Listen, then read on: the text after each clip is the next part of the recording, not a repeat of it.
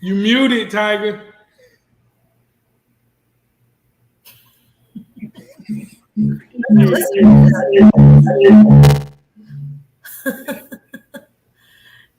You're looped.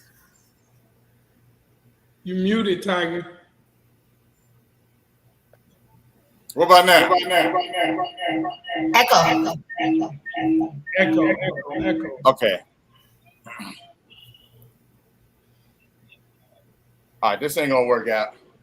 You ain't echoing now. I can't hear y'all though. You can't hear me? Mic check. I can't hear y'all now. Hold on. 1 second. One momento. Salute to the chat. Everybody can hear us. Shout out Hardy Boy, D. Cole, Rio, Chris, Mark. Who else in the chat? I didn't add myself to the stream. Duh. Shout out to Stu in the chat too. Salute. What's up? What's up? It's a little minor technical difficulties, but Detroit. We can hear you, Tiger, but you still got the mute logo by your name though. Chat, can y'all hear Tiger? Yeah. No, they should be able to hear me in the other the one under DJ Tiger. Gotcha. Because the mic, if I put this mic on, it's gonna loop, and this audio's controlling what I thought I was playing the music. So y'all wasn't able to hear. I don't think y'all was able to hear when I was playing music, right? No. They say they can hear you now, though. Thanks.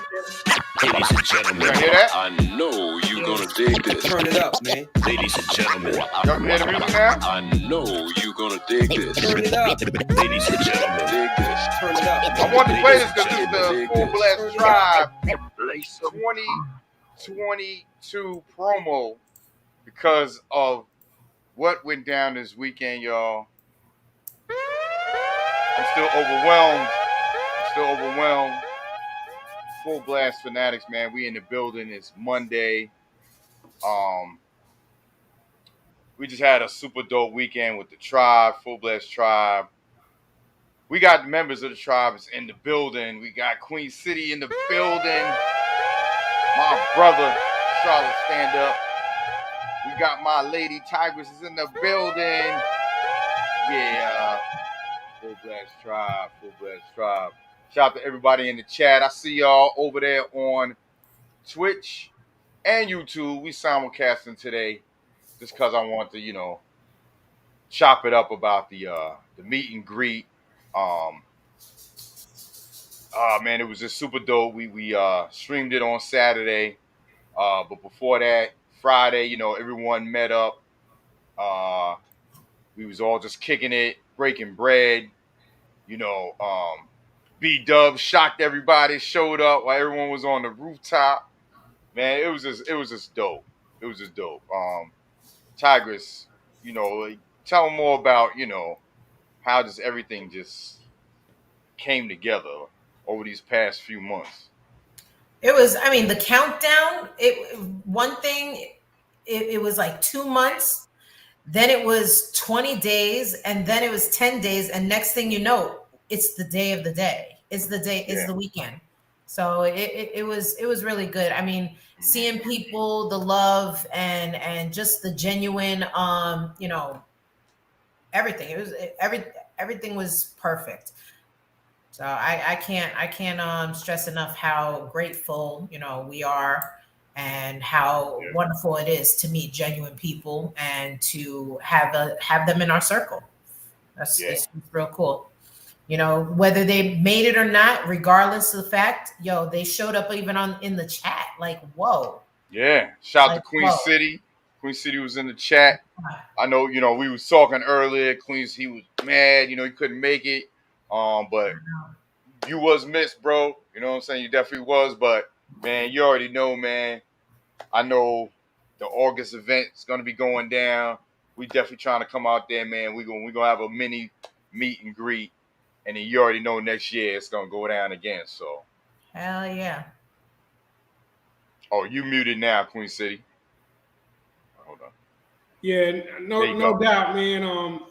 Shout out Chris, man, for and everybody in the chat for the prayers and the well wishes, man. For y'all that didn't know, man, I got my whole family. We got COVID, man, right on the eve of the meet and greet, man. So Crazy. I dodged it, man, as a cancer survivor, man, for 2.5 years, man. Yeah. So I wear my mask and stuff in public. It's just a warning, man. Everybody is still out there, man. Be careful. It affects everybody differently. Right. I was down bad, man. I was real bummed out. I was telling Tigers, we'd already made reservations for the dog at the little pet suites joint. Yeah. The outfits out, the room reserved, the tickets and everything. Man. Health, man. Health is wealth, man. I started thinking, it could be worse. I could have been on the ventilator, man. Yeah. And that's, like I said, is disappointed that, you couldn't come, man. Our first and foremost thoughts was you and your family that y'all were well. You know what I mean? No doubt. We can always get up again, No doubt. Yeah, we always do a pop-up anyway. Yeah. Pop-up. Yeah. So, I was thinking, I was like, I was just imagining how dope it was, because I didn't remember how dope it was meeting you, Tigers, SOD, and Quad. Yeah. When we chopped it up, in Houston and whatnot, Yeah. But I watched every second of it, man. If y'all didn't see it, go back and catch it on the rewatch, man. Oh yeah, we're gonna I'm editing it now, and hopefully tonight around 7 I'm gonna re-show it. Yeah. I was there in spirit. I wasn't feeling 100%, but I was dancing. I was cutting the rug in the living room and whatnot. No doubt. In the chat, though, I know they was tripping off me. I kept saying, "Yo, tell Tiger to turn the camera. I can't see y'all." Yeah, we weren't paying attention. I'm sorry about that. I was in charge of that, but I was in charge of a lot of other things. SOD was salute. SOD. I see you in the chat. Yeah, he's the one who was tapping me, telling me. I was like, what? Every time I put it in there, I could see SOD come and try to adjust the camera. I was like, turn the camera, man. But it was just so dope, man. And like you said, man, like until you experience meeting y'all, like to see people who come together, man, through a common cause that's genuine, with no agenda, no BS, just support one another. It's so dope, man. It's so dope. It is. I was overwhelmed, man, because I made a speech, like a real quick speech, because I ain't want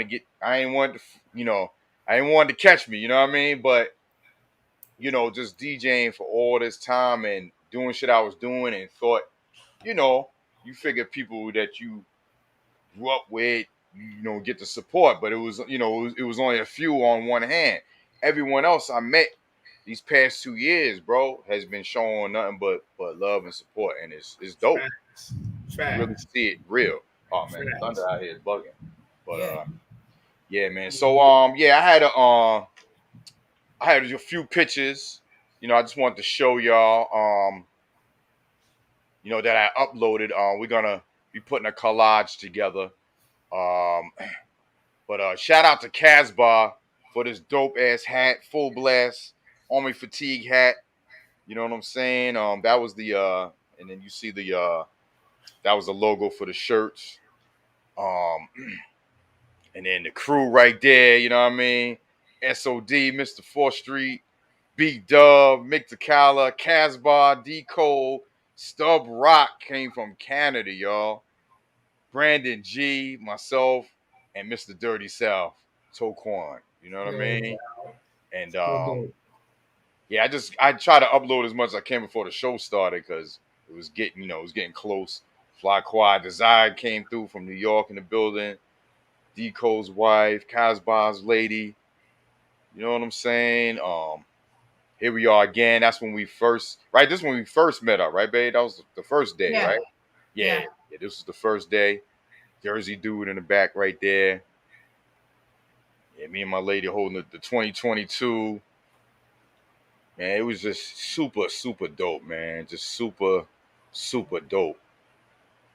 I'm honored and humbled for real. Word up. So can't wait for the next one. No doubt. Word Yeah, we up. on our second year. You put first annual. We second. No, this was the official one. That first one was really my birthday. And they surprised you. Kind of meet greet. Yeah. But hey, this got to be the first official one. You know what I mean? I hear you. I do hear you. You know what I mean? It was a meet greet, but you know, it was like a birthday surprise. So you know, that's what it is. Man. Hey, before we get started, shout out to Dwayne, man. He said he had a bout with pneumonia, man, and beat it, man. Shout out to Dwayne and shout out to Mark. Mark said he couldn't make it. Said he had a major surgery, man. Oh man, I'm glad y'all are well. Prayers up, man. Glad y'all well, man. Yeah, that's Black Guy. That's right. Yeah, Mark Purnell, man. Wasn't Soul Taker? Yeah. Soul Taker is back home. Yes, he had a health scare, and you know, his wife had let me know, and so he was in our thoughts, you know, the whole time, and he's back home though now. So, you know, that's a beautiful thing. Yeah, listen, y'all, whoever wasn't there physically, y'all were there with us in spirit and in chat. Y'all made the chat live. No, we had really the contribution in the chat and those tuned in was just as pivotal as the physical meeting. It was crazy. We had over 120 people at one point watching on Saturday. I did not know it was going to be that many people. That just showed, though, you know, the love they wanted to see. They wanted to be there, you know. I can't wait to watch the rewatch just to see what's in the chat and just to see how I missed out on really paying attention to the chat like I wanted to. I would look up and then I'd catch, you know, because while you hosting too, you're also tending to the crowd.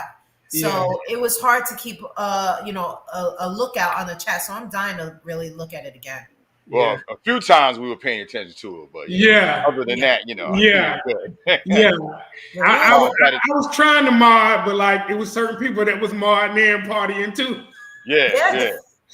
Some mods had to put in that work. There was some red dots. Yes, sir. Out, so, but you're gonna trip. You're gonna see how many times I was like, "Yo, try." Move the camera. To the camera, We're gonna be. Listen, I did a live. And I swear I want to scrap that live. It had I told Tiger, I was like, babe, please download it and chop it up. No, I'm leaving that part. A bunch of times. I don't know what the hell I was doing. Because she had me live on IG and I didn't know she had this thing up and I'm just like this. She was like, yo, hey, I got you live. I'm like, oh, word? So I took the phone while I was in the hand, shaking it because I was playing some MOP. She was like, motherfucker. Hand loud into the camera. No, we keeping that shit.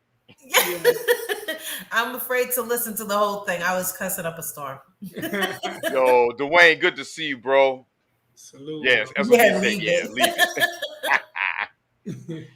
So, yo, let's get right to it, y'all. We got the NBA draft.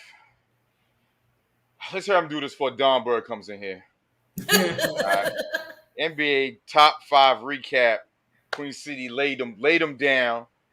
Let me just say the first. Let me just list them, and then you go into the detail on, you know, what it meant for the teams. We had number 1 Orlando Magic, Smith, Paolo Banchero.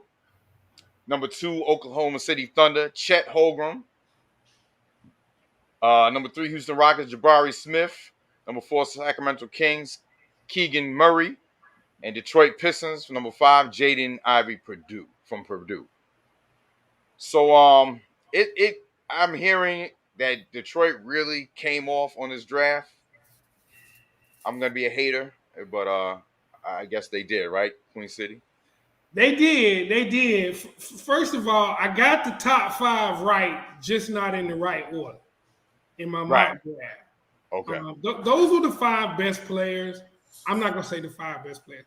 The players that were presumed to be more upside and more viable in this draft. But Orlando taking Paolo, man, listen, the Duke the whole Duke starting five got drafted, man. Their whole starting five are gonna be really good pros, man. Yeah. And like, you just can't deny Coach K gets cash ready for the league now. Right. You know, everybody talk about Jason Tatum, but like, dude, he young now. he young. But I thought that was a good pick, man. You know, Jabari Smith kind of fell late. You know, in my mock, I said he didn't have a good NCAA tournament, man. But he has the frame to put on a little more muscle than at 6'10", man. You know, him or Ben Carroll would have been the first pick for me. I don't think you could have gone wrong there. At 2, man, OKC, man. I'm going to tell you, I got a little blurb in here later, man, about all of the young talent they got. You better get them now, Tiger. You better get the Thunder now. Hold on real quick. Home child. 3 Sacks said, I'm here for Knicks talk. He's being sarcastic, all right? Home child. He's making a joke. We're going to talk about the Knicks. We got to. But OKC went with Chet Holmgren, man. To me, that's the biggest mystery of the draft, man. Right. I don't know, man. He could be Sean Bradley. He could be Porzingis. Marijuana, washed up on marijuana. I don't know, man. I really don't know. But they took him at 2 at 7 feet, you know, with the ability to stretch the floor. I guess they couldn't pass on it. And then Houston snatched up Jabari Smith at 3. Houston got a lot of good young talent. Now, Hardy boy, you would say Chet is a hooper. He from Minnesota. From his hometown. He from Minnesota. Hometown, thank you for the bits. We're going to see D Manley in the building. Salute, fam. He said Chet Holmgren going to be like Chet from Weird Science. Oh, shit. Yo, remember when she turned Chet into that big blob, yo? Yeah. That's crazy. Oh, shit. Y'all stupid. Oh, Miss Cooley in the building. Miss Cooley! Miss Cooley going to talk about sports. I'm going to send you the link, Miss Cooley. Yeah, we're going to have Miss Cooley on to talk about St. Louis sports. Word. And then Sacramento, man, passed on Jaden Ivey, man, and took Keegan Murray. I mean, man, all of these guys besides Chet Holmgren, I see being really good players. Chet Holmgren's the only one I'm not really sure about. But the Pistons, man, snatched up Jaden Ivey, man. Dude, I said it. To me, he's going to be the best pro in the draft, man. I mean, if you saw the emotion on this dude, did you see when he got drafted? He was crying with his mom. Dude, he cried through the whole interview, Tiger. Wow. The entire interview. Like, felt dude, good for him, though, you know. I did too, man, but like, he got so much talent, man. And dude, Caden, I'm with Cade Cunningham and all that young nucleus they got, man. Sadiq Bey, like, I hate to say it, if things pan out, Don Burr, we may be hearing his mouth, but it's still early. But that's the top 5. Then I just threw some notable picks in there for the rest of the teams, just to kind of go through those a little bit. Well, Chris says that Murray's another Michael Porter Jr. What do you think about that? I mean, if Michael Porter Jr. can stay healthy, that's a good comp. That's a really good comp. Murray is similar to Michael Porter Jr. 6'8", can dribble, can shoot, can finish at the rim. Like, I mean, the upside, I'm telling you, the NBA is a young man's league, man. Did anybody see what the cat from Arizona said? Mathurin. He called out LeBron. They asked him about, how just like we asked JD, who you want to play against in the league. He was like, LeBron James. He said, I don't think y'all that good. I'm gonna show him I'm better than he think I am. I was like, yo. Y'all saw that, y'all? The kid from Arizona, Chris Mather, he called LeBron out. But you muted now, Tiger. We can't hear you when you took that screen away. It's weird because it says to mute the mic. Even when I take it out, I thought you'd still be able to hear me. All right. It's all good. So you want to go to the notable picks right quick? You want to go through those or? Oh yeah. So got a lot of notable picks. From the Trailblazers, Shady and Sharp, shooting guard out of Kentucky. So what's his upside looking like? So this is a kid that reclassified, Tiger. So these high school kids, man, now are just like they graduate early in football, they enroll in the spring, they give up their prom and everything, and they just after Christmas they graduate and they enroll in January in college. Okay. But basketball, they've been just reclassifying, period, and graduating earlier. So he signed with Kentucky, never played a game for Kentucky, and still got drafted. Damn. So he got major upside. I was shocked Portland. They in a rebuilding mode. I would have liked a more sure pick than that. But he got mad talent, man. All the highlights of him in warm-ups and practice at Kentucky, though, against top competition. But that was a notable pick. And then your Knicks, Tiger. We got to talk about it, man. We got to talk about it. Osman Danny, forward, New Zealand, was traded to OKC. Jalen Duren from the Hornets, and Trevor Keels, forward out of Duke. The Knicks also traded Kemba Walker to the Pistons and got 3 future conditional first-round picks from the Nuggets, Wizards, and Pistons. So here's the deal, man. It seems as if y'all are making room to go after a free agent. From what I'm hearing, the free agent is Jalen Brunson from Dallas. And I don't y'all moved Kemba, and you still got Derrick Rose. I'm not sure that Brunson moves the needle enough to put y'all in contention in the East. Like, if you clear cap space, what about Dame Lillard? You know? All I needed to see was a picture at the draft. It was Spike Lee with his hand on Stephen A's shoulder, and Stephen A was like this. That's all I needed to see, bro. Yeah. That's all I needed to see. Yeah. Bum-ass dudes, man. Once again, he actually did a show saying the New York Knicks are worse than the Dallas Cowboys. Damn. Hey, that's what they've been saying. Cowboys at least won in 95.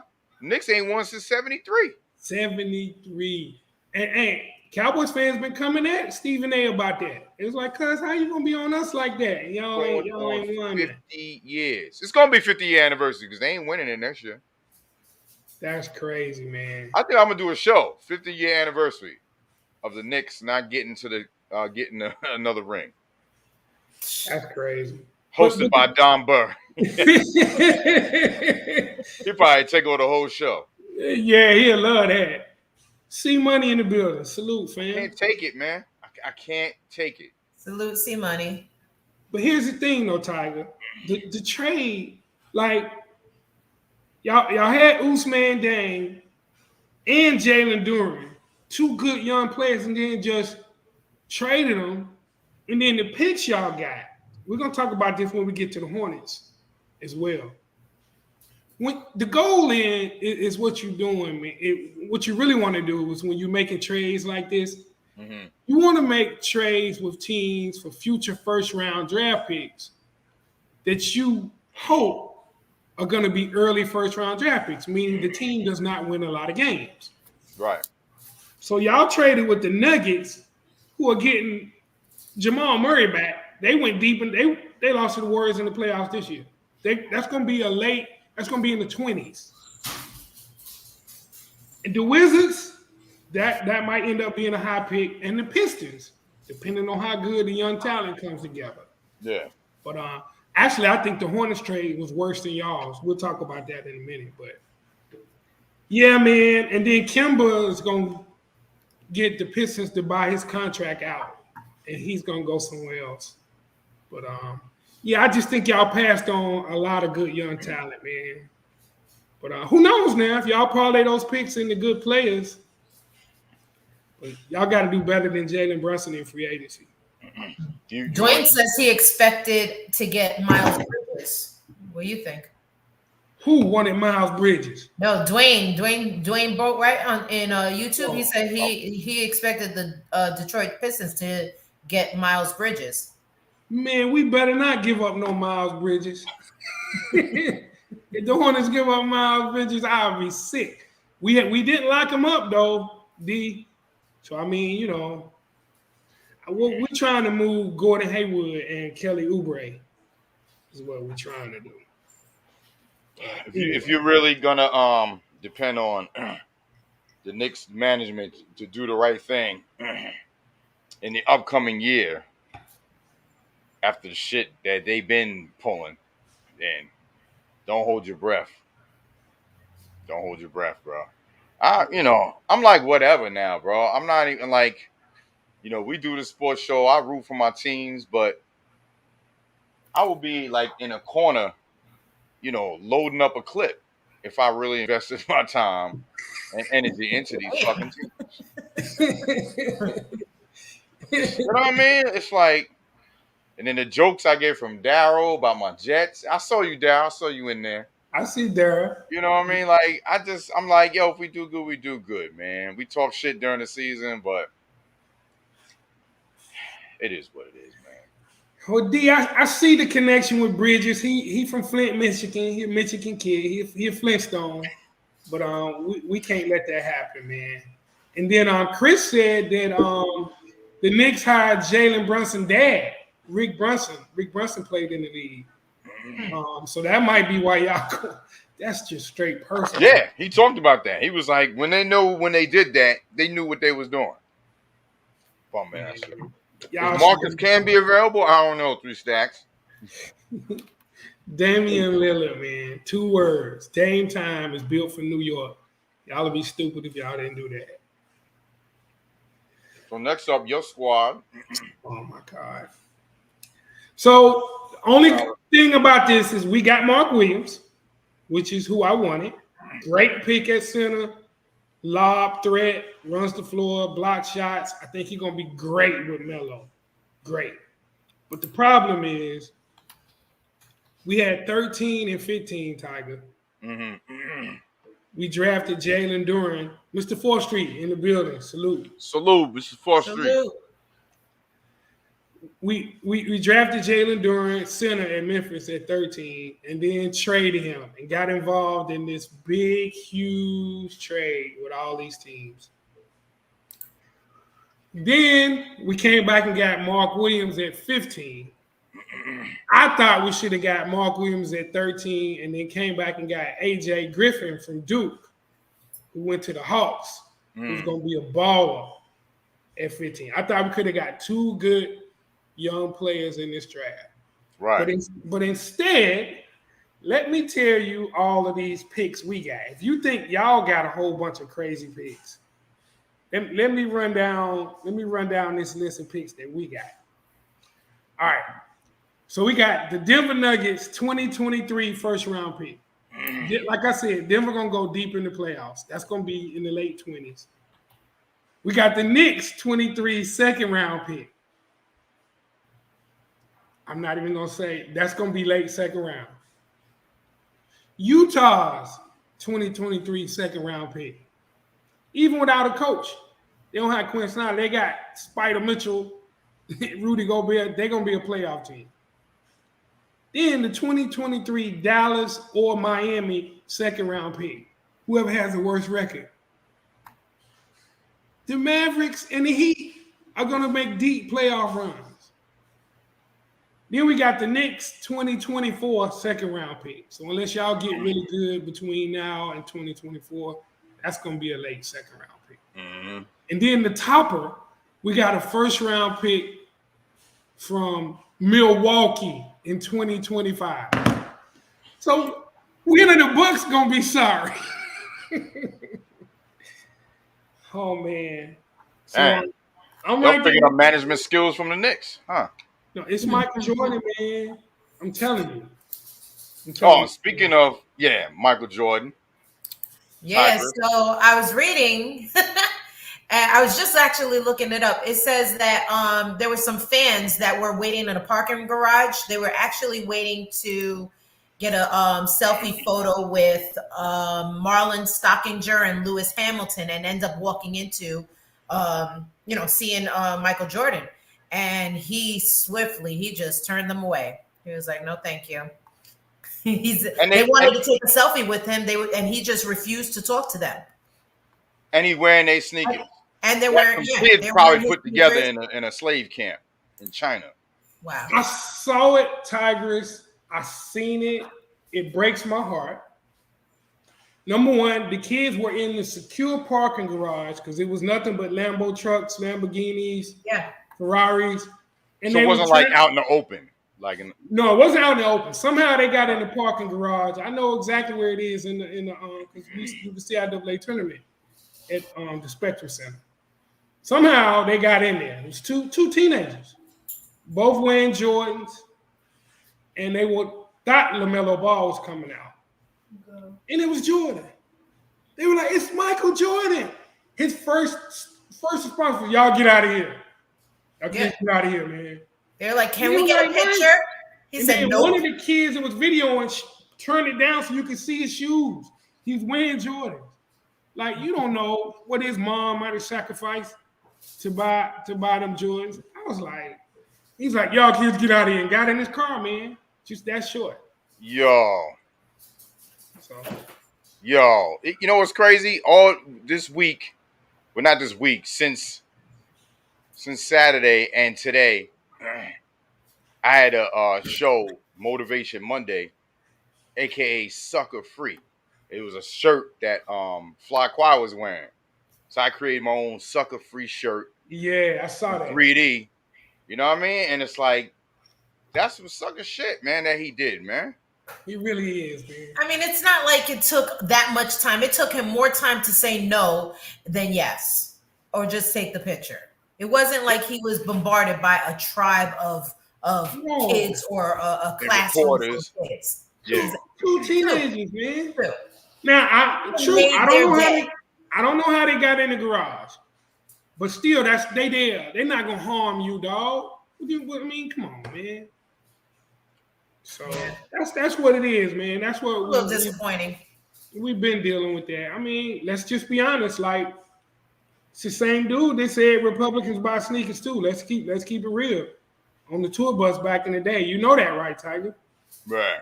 They asked him to weigh in on politics. He was like, Republicans buy sneakers too. Yeah.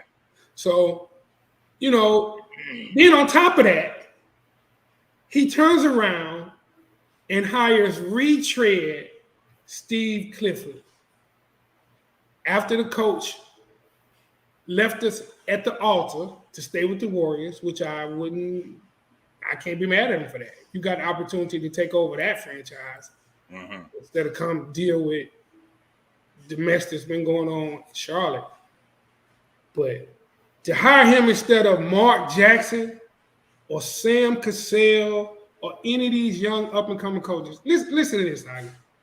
If you listen to the Celtics players talk about Ime Udoka, first-year coach for the Celtics, came in and did more in 1 year with them than Mark Stevens did. Wow. Who they picked up to the front office. And the first thing they said about him is they can identify with him. They'll go to war with him. He knows how to relate to them, how to motivate them, and when to pat them on the back. Like, in his first year, he took them to the finals, man.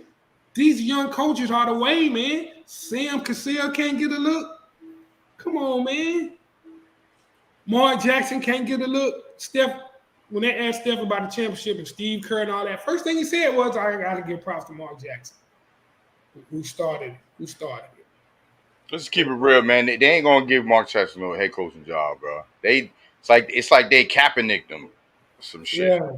You know what I mean? It's like this dude can't get a head coaching job. Are you kidding me? Steve Clifford, man. No disrespect. I hope his health is well. but he almost had a heart attack in the middle of the season. That's why he stepped away. Yeah. Like, I don't know, man. I was very disappointed, man. I'm very disappointed. Hardy boy, I'm out. What do you think their reason is for just overlooking Mark Jackson?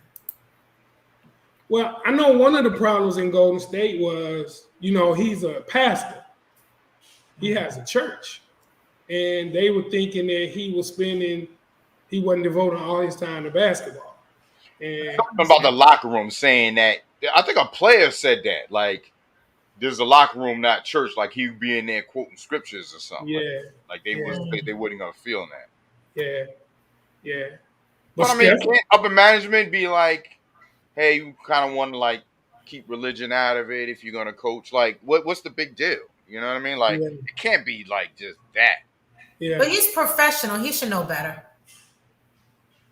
Yeah. I mean, you're there to do a job. And your job is coaching, not preaching. No, I was saying if they think that like that's the only reason, they could easily, would mention that. I'm sure, he would, agree with it. But I'm just saying it can't be just that. Yeah, I mean, you just got to know the temperature of the team, man. Steph wouldn't have a problem with that because he's a faith-based guy.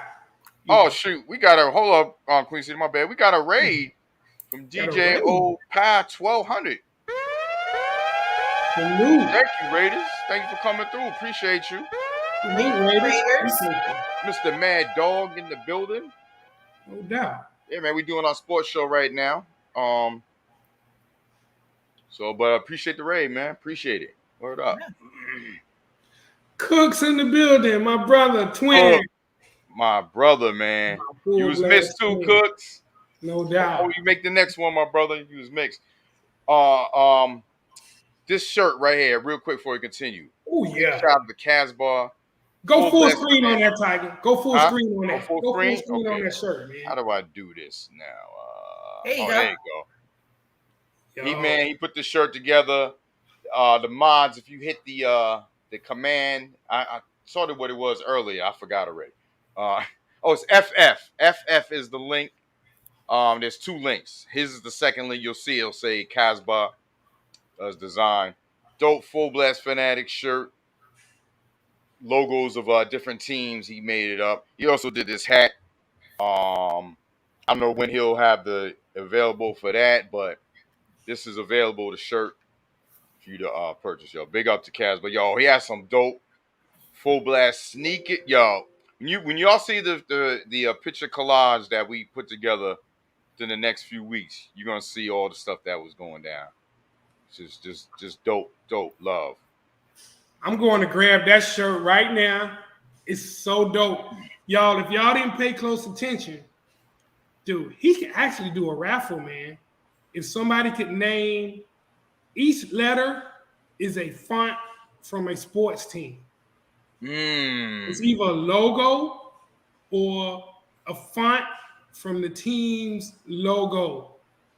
Listen, if you can name all of them, I got to holler at Casbah. That'd be dope right there. Yeah. I already went through all of them. I got them all. If you're a true sports junkie, you should be able to get them all. But I want to talk to him about that U though. Yeah. Oh yeah. I got a suggestion about what that U should have been. Bro, like I said, I love this joint. It's when I saw the Brooklyn, I was like, well, there ain't no K in there, so I can't be mad because no Knicks. Yeah. No J for Jets and stuff, but it's dope, bro. Yeah, I'm ordering that right now. No doubt. Oh, he got more stuff with it on there. He got a hoodie. Oh yeah. Yeah, he got hoodies, so when the hotness starts to go down. Thank you. Word. Oh, yo, shout out Brandon G, Robert Gant in the building. Toquan, Mr. 30 South. Yeah, Toquan in the building. Word 3 up. stacks. Demario. Salute. Buffalo in the building. DJ Opal 1200. Salute. Yes, thank you for that file, for the raid. Yeah. Yeah, that's so. So, also some notable picks for Atlanta Hawks. We had AJ Griffin, out of Duke. And then for the Grizzlies,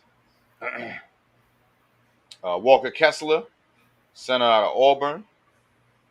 The Rockets, like you said, man, you said the Rockets got a lot of young talent. Ty Washington, go out of Kentucky. The Sixers traded the 23rd pick and Danny Green to the Grizzlies. Ooh. Yes. For D'Anthony Melton. Ooh. Yes. Ja was sad to see D'Anthony Melton go because he's a part of that young core. But Danny Green is a vet, man. Memphis need a little bit of veteran leadership. Memphis coaches like 50. I got shooters. Oh my God, I got shooters. He does. Damn. That's dope. He does. Meanwhile, the Knicks fall deeper into mediocrity. OKC and Houston have a ton of young talent and could be scary in the future. Yeah, man. What was the thing? Remember we were talking about OKC, how they was going to get no draft picks to 2022? Look, we here already. Dude, they got tons of picks coming up, dog. Yeah. Dude, that's scary, the young talent they have and the amount of picks that they still have, man. Yeah. Like, they can afford to trade some of that young talent or move down in the draft because they got so many picks, man. Like, right. So Presti is the GM that makes the moves in OKC. And he's never lived down breaking up. He had the original big three of this generation when he had Harden, Durant, and Westbrook. Mm-hmm. And he let them get away. Harden, Durant, and Westbrook. Yes. Oh, yeah. He had them all. You big dummy. Brandon G says, how did Duke have so many players go pro and Carolina is a better team? Them Heels, baby, because we own Duke. Tar Heels, baby. Oh, shoot. We just found out someone's a Duke fan. Yes, sir. Brandon G. Well, Tar Heels all day. One reason, though, Brandon G is Coach K prepares kids for the pros better than Roy Williams' system. Because here, trust me, I promise you, Hubert Davis is running Roy Williams' scheme. Only thing he's done is gone to one big instead of two. Yeah, I read big. that wrong, my bad. He's gone to one big instead of two bigs. He runs the same system Roy Williams makes. But true observation, Duke is producing more pros without a doubt. Man. So you says OKC and Houston have a ton of young talent and can be scary in the future. What do you mean by that? So I got a list of some of the young talent they have Already. If you go down a little bit, I'm just want to go through some of these names, man. Mm-hmm. And like those of y'all that played fantasy basketball with us toward the end of the year, when teams started playing their young talent, we got a chance to see some of these players, man. And like, if they all develop, they're gonna be good for a really long time. So it starts with obviously Shai Gilgeous-Alexander is a star right now. He's a borderline all-star. Then they got Josh Giddey from Australia, who's a walking triple-double. I think he was almost second in the league in triple-doubles this year. Right. For rookies. Darius Baisley is another rangy shooter. Lou Dort is a defensive stopper. Jalen Hoard. Man, Hardy boy, no, I picked up Jalen Hoard in fantasy basketball the last week or so. Oh, man, this dude was 20 and 10. 20 and 10. Chet Holmgren, who they just drafted. Trey Mann, that gets buckets. Like, all athletic, and they're interchangeable. They can play the small, the 2, the 3, the wings. Aaron Wiggins, Andrew Wiggins' brother. Oh, shoot. On the bench. And then they got two cats they just drafted, Jalen Williams and Jalen Williams. Jalen with an L and Jalen with a Y. It's crazy. And the Jalen with the Y is the center from Arkansas. It was just blocked. D. Cole know about him. No. No relation? Huh? No relation? No. He played for Arkansas. No, I'm saying both Jalen's, there's no relation? No relation.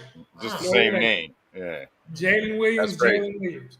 But dude, man, that roster, man, Jesus. They got a whole lot of good young talent, man. Yeah. And then Houston is the same way. So obviously, Jalen Green is the leader for them, the young cat from the G League, crazy athletic. Garrison Matthews, Alperen Sengun, Kenyon Martin Jr. They just drafted Ty Washington and Kevin Porter Jr. Kevin Porter Jr. is a little bit of a hothead. He did leave the arena when he fell out with the coach. Be right back. But they got a lot of talent, man. They got a lot of talent. Hardy, I hear you. You say everybody had mailed it in, but there was some teams still playing starters, dog. I'm just telling you. OKC got a bunch of talent, man. Got a bunch of talent. So we'll see. We'll see how it goes. Also, D. Cole said Jalen Williams is from his city too. Ah. Word. Yeah. But now with the young kids, I know you said they're gonna be something else, but if we've all noticed that anyone that have a lot of emotion and play too emotional, they kind of bring the team down. So who do you see as a possible emotional player up in here? So for Houston, it's definitely Kevin Porter Jr. He definitely got to get his emotions in check. So he's a liability. Him and Steven Silas, but he's talented. Him and Steven Silas. Steven Silas is the coach for Houston. Paul Silas' son, who used to coach the Hornets. Mm-hmm. They butted heads, but they're working with him. But Jalen Green is the cornerstone of that team. He was top 5 last year out of the G League. It's this new generation of kids that are not going to college, Tigers. Mm-hmm. They're coming straight from high school through G League or through overseas or through overtime elite. Yeah. It's a bunch of options. Hardy boy, I'm not saying they're going to be in the finals, dog. I'm just saying, watch them. Watch what I tell you. Just watch them. But on OKC, Shai Gilgeous-Alexander is going to be the leader for them. There they go. Do you think they'll change that rule? I mean, I'm okay with drafting kids straight from high school. I mean, obviously, the great Kobe, straight from high school. And his ethic was on point. It was the best thing that he ever did for himself. I think if he would have probably went to college, maybe something would have, his path would have been a little bit different. But I think, now that times have kind of changed and there's a lot more politics involved in this, shouldn't they maybe think about letting the kids at least go to college and then earn some money through there as well? What do you think? So I agree with you 1,000%, Tigers. I think it was a rule that never should have been put in place. As long as kids can go pro in NASCAR without a high school diploma, they can play tennis, golf, baseball, anything they want to do but basketball. So why are we putting the cap on it? Yeah. I wonder how many people drive race cars in tennis? Exactly. That are black. Yeah, exactly. Why. I'm just shocked. Look at the draft. See how many black people are shaking the commissioner's hand in the draft. So at some point, Now, I will say teams that made bad decisions by drafting somebody straight out of high school that didn't pan out, that's your mistake. Mm-hmm. You didn't do your due diligence to find the right people, because there are people that came out that were ready and there's some that haven't. So in the land of opportunity, what America's supposed to be, it definitely shouldn't be a law. But one thing that may change that, though, Tigers, now is because of NIL.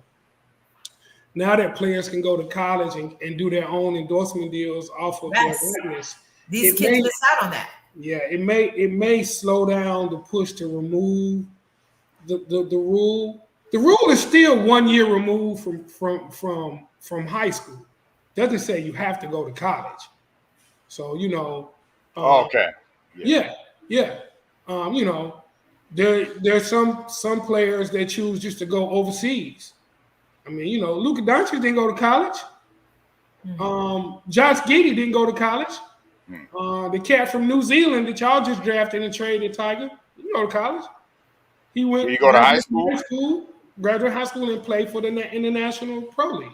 So, and that's good because that's like it's work experience. Yeah, it's like any job. You got entry level and work experience. Yeah. So straight out of high school, you just get that entry level. So these kids will be on the bench for a couple of years while they get build on and grow. Yeah. If that's the plan for them, then sure. But if you're talking about some of these kids almost immediately coming off the bench and not really, I just feel like amongst all those with experience and the transition from high school rules to NBA rules, it's a lot of pressure. It's just a lot of pressure, I think. And it if is. you don't have the proper mentorship and the right people around you, you can easily crash. And that's setting some kids up for failure who don't have that. Yeah.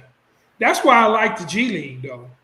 Because the G League, you get paid, and you're playing against professionals. Like on your team or the team you're playing against that night, there might be a guy that was on a 10-day contract with the Warriors, like Gary Payton Jr., right, and get sent down to play G League, and they giving you 38. If you look at some of these cats on the end of the bench, when they go play G League, they stars. They tearing it up. Yeah, you're talking about 450 of the best players on earth to make an NBA roster. That's why all of this bust stuff and so and so ain't this and that. 450 people on earth, man. Yeah. Hold those spots. Well, that whole narrative changed once Kwame spoke his mind about how Stephen A was running him through the mud all these years. It was like, yo, for me to buy a house for my mother at 17, you call that a bust? Exactly. Chris says Anthony Simmons took time to develop and now he's good. You need that time. You do. Yeah. You do. I think it's very crucial. Not only do you get the time through, while you in a team or with a team or when they provide you with mentorship, you got to do that personal development too. Yeah. Facts, Chris. Brandon Jennings went overseas and came to the league and was nice. I mean, Pops in the building. Oh, shoot. I see Duck Soup in the building. Salute, sir. What up, Pops? Everybody was thanking him in the chat for giving you life and your mom. Yeah. Wait till y'all see that. Wait till y'all see that. Spoiler alert, my bad. Nah, that's what's up. That's what's up. That's real shit right there. Yes, sir. Yeah. But I don't know, man. That's just my take on it, man. And then there were some really good players that went undrafted, man. Dang. So NBA Summer League starts tomorrow. So we got something else to watch. Okay. Summer League is gonna be hot. So for all y'all that want to see the young OKC cats, I'd imagine a lot of them gonna play in the Summer League. But the list of cats that did not get drafted is shocking. If you're a college football fan, man, Kofi Coburn from Illinois. I wanted the Hornets to get him. Now I would have got Mark Williams over him. This dude is like 7'1", 280 pounds, and runs like a deer, blocks shots. How nobody drafted him, I have no clue. But I'm pretty sure he's gonna be on somebody's summer league team. Right. Or he might be. It might be part of a bigger plan for another team to just grab him later on. Yeah. Or, bring him in as an undrafted free agent. When they do that, they put him on the summer league team, and he can earn a spot. Scottie Pippen Jr. out of Vanderbilt, undrafted. Scottie Pippen's son can ball, man. Hmm. I don't know, man. Chris Mike can tell me about this one. Johnny Juzang, the shooting guard from UCLA that led them to the Final Four. What? They missed him too? He didn't get drafted. Chris said somebody's on Utah. Who's on Utah? Who's on Utah, Chris? Scottie Pippen Jr.? When I did this, I didn't check to see. I was just going to wait till Summer League started to see where everybody else is. I think Scottie Pippen Jr. and Shaq's kid is on the Lakers Summer League. On the Lakers Summer League? Yeah. Ron Harper Jr., yes, Cuss 78. Ron Harper Jr., not drafted. Oh, Chris said Cockburn is on Utah. Okay. I'm going to check him out. Oh.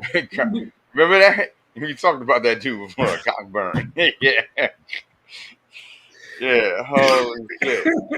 Bro, where did that last name come from? Like, I understand, when people, name a weird first name. Like, yeah, why would you name it? But your last name, like, your legacy, your whole family. Yeah. Name is Cockburn, bro. Yeah. But it says he signs with Utah Jazz after going undrafted in 2022, it says. So that might be insurance because they were talking about moving Rudy Gobert. They got Rudy Gobert and JaVale McGee, if I'm not mistaken. So they're not going to carry 3 centers like that. Right. But Tiger, that last name thing is interesting because we know our last names are not what they are. Yeah, you right about that. Go ahead, speak on that. Yeah. Yeah. That's not really our last name.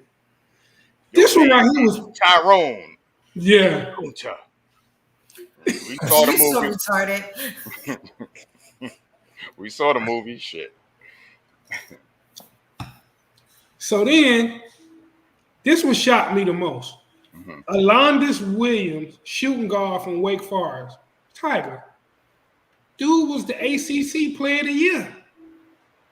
He beat out Armando Bacot from North Carolina for the ACC Player of the Year, averaged 20 points a game and went undrafted. Do you think it's because it was so many like good players in the draft like these dudes was? But I'm sure that there's players that were drafted that why were they drafted over the people you mentioning right now? Perfect example is him. Like maybe they had a bad tryout, maybe they didn't do good at the combine, but like it's a guy, Peyton Watson, the last pick of the first round. This dude averaged 3 points a game in college. Who's that? Peyton Watson. Skip Bayless? Oh, okay. I'm not saying that to downplay him. I'm just saying he got drafted. He was the last pick of the first round over a guy that averaged 20 and won the ACC Player of the Year in the ACC. Yeah. So some politics involved with that shit. It's crazy, man. It's crazy, man. I don't know, man. I don't know. But that takes us to the NBA draft trivia question. This is a really good one too. It has a lot to do with stuff we've been talking about. So, babe, you have the trivia questions pulled up? Sure, yeah, I do. All right. Trivia is the first one. Which team traded the first overall draft pick in 2017 before the draft? Ooh. Traded the first they gave up their first round pick before the draft even started. I thought you did a strategy thing. First overall. I thought you said, ooh, like I know the answer. Like, you do know the answer. You got them in the notes. I knew it before. No. First overall. I mean, that's common. They give it up so that way they can have 2 back-to-backs or something like that, or 3 back-to-backs. It's scary though. Or they have Knicks managed. You rolling the dice heavy. That is rare. Who got it? Who said anything? Okay, so Chris got part of it. I didn't ask about the player. He's correct. Okay. Yeah. All right. So Chris got it with the Boston Celtics. The Boston Celtics traded the first overall pick to the 76ers in 2017, and Philadelphia drafted Markelle Fultz. Markelle Fultz. It's in Orlando right now. Shout out to Chris. Tyke, at some point, we got to do a running count of who gets the most trivia questions right. Yeah, you're right. I need to said we was start gonna do that, and Chris got to be in the lead. Chris got to be somewhere near the lead. Word. Wow. Chris be killing it. You want me to do the next one? Markelle Fultz. Yeah, you can go to the next one. Well, so before we move on, what was Markelle Fultz's average? How did he turn out to be? Because I don't know this. So he had a really bad. Wake up, and Philadelphia picks this. So how did he turn out for them? He plays in Orlando now, which tells you that it didn't pan out. But he had major injuries, and then he had some psychological stuff. He got the yips with his jump shot. First of all, that draft was the reason they traded it. That was a down draft. I mean, I probably need to go back and look at the 2017 draft to see who they probably really missed on. Somebody in the chat can probably tell us that. Mm-hmm. He's good. He's just been hurt. He just been hurt. But he did go through some mental stuff with his shot.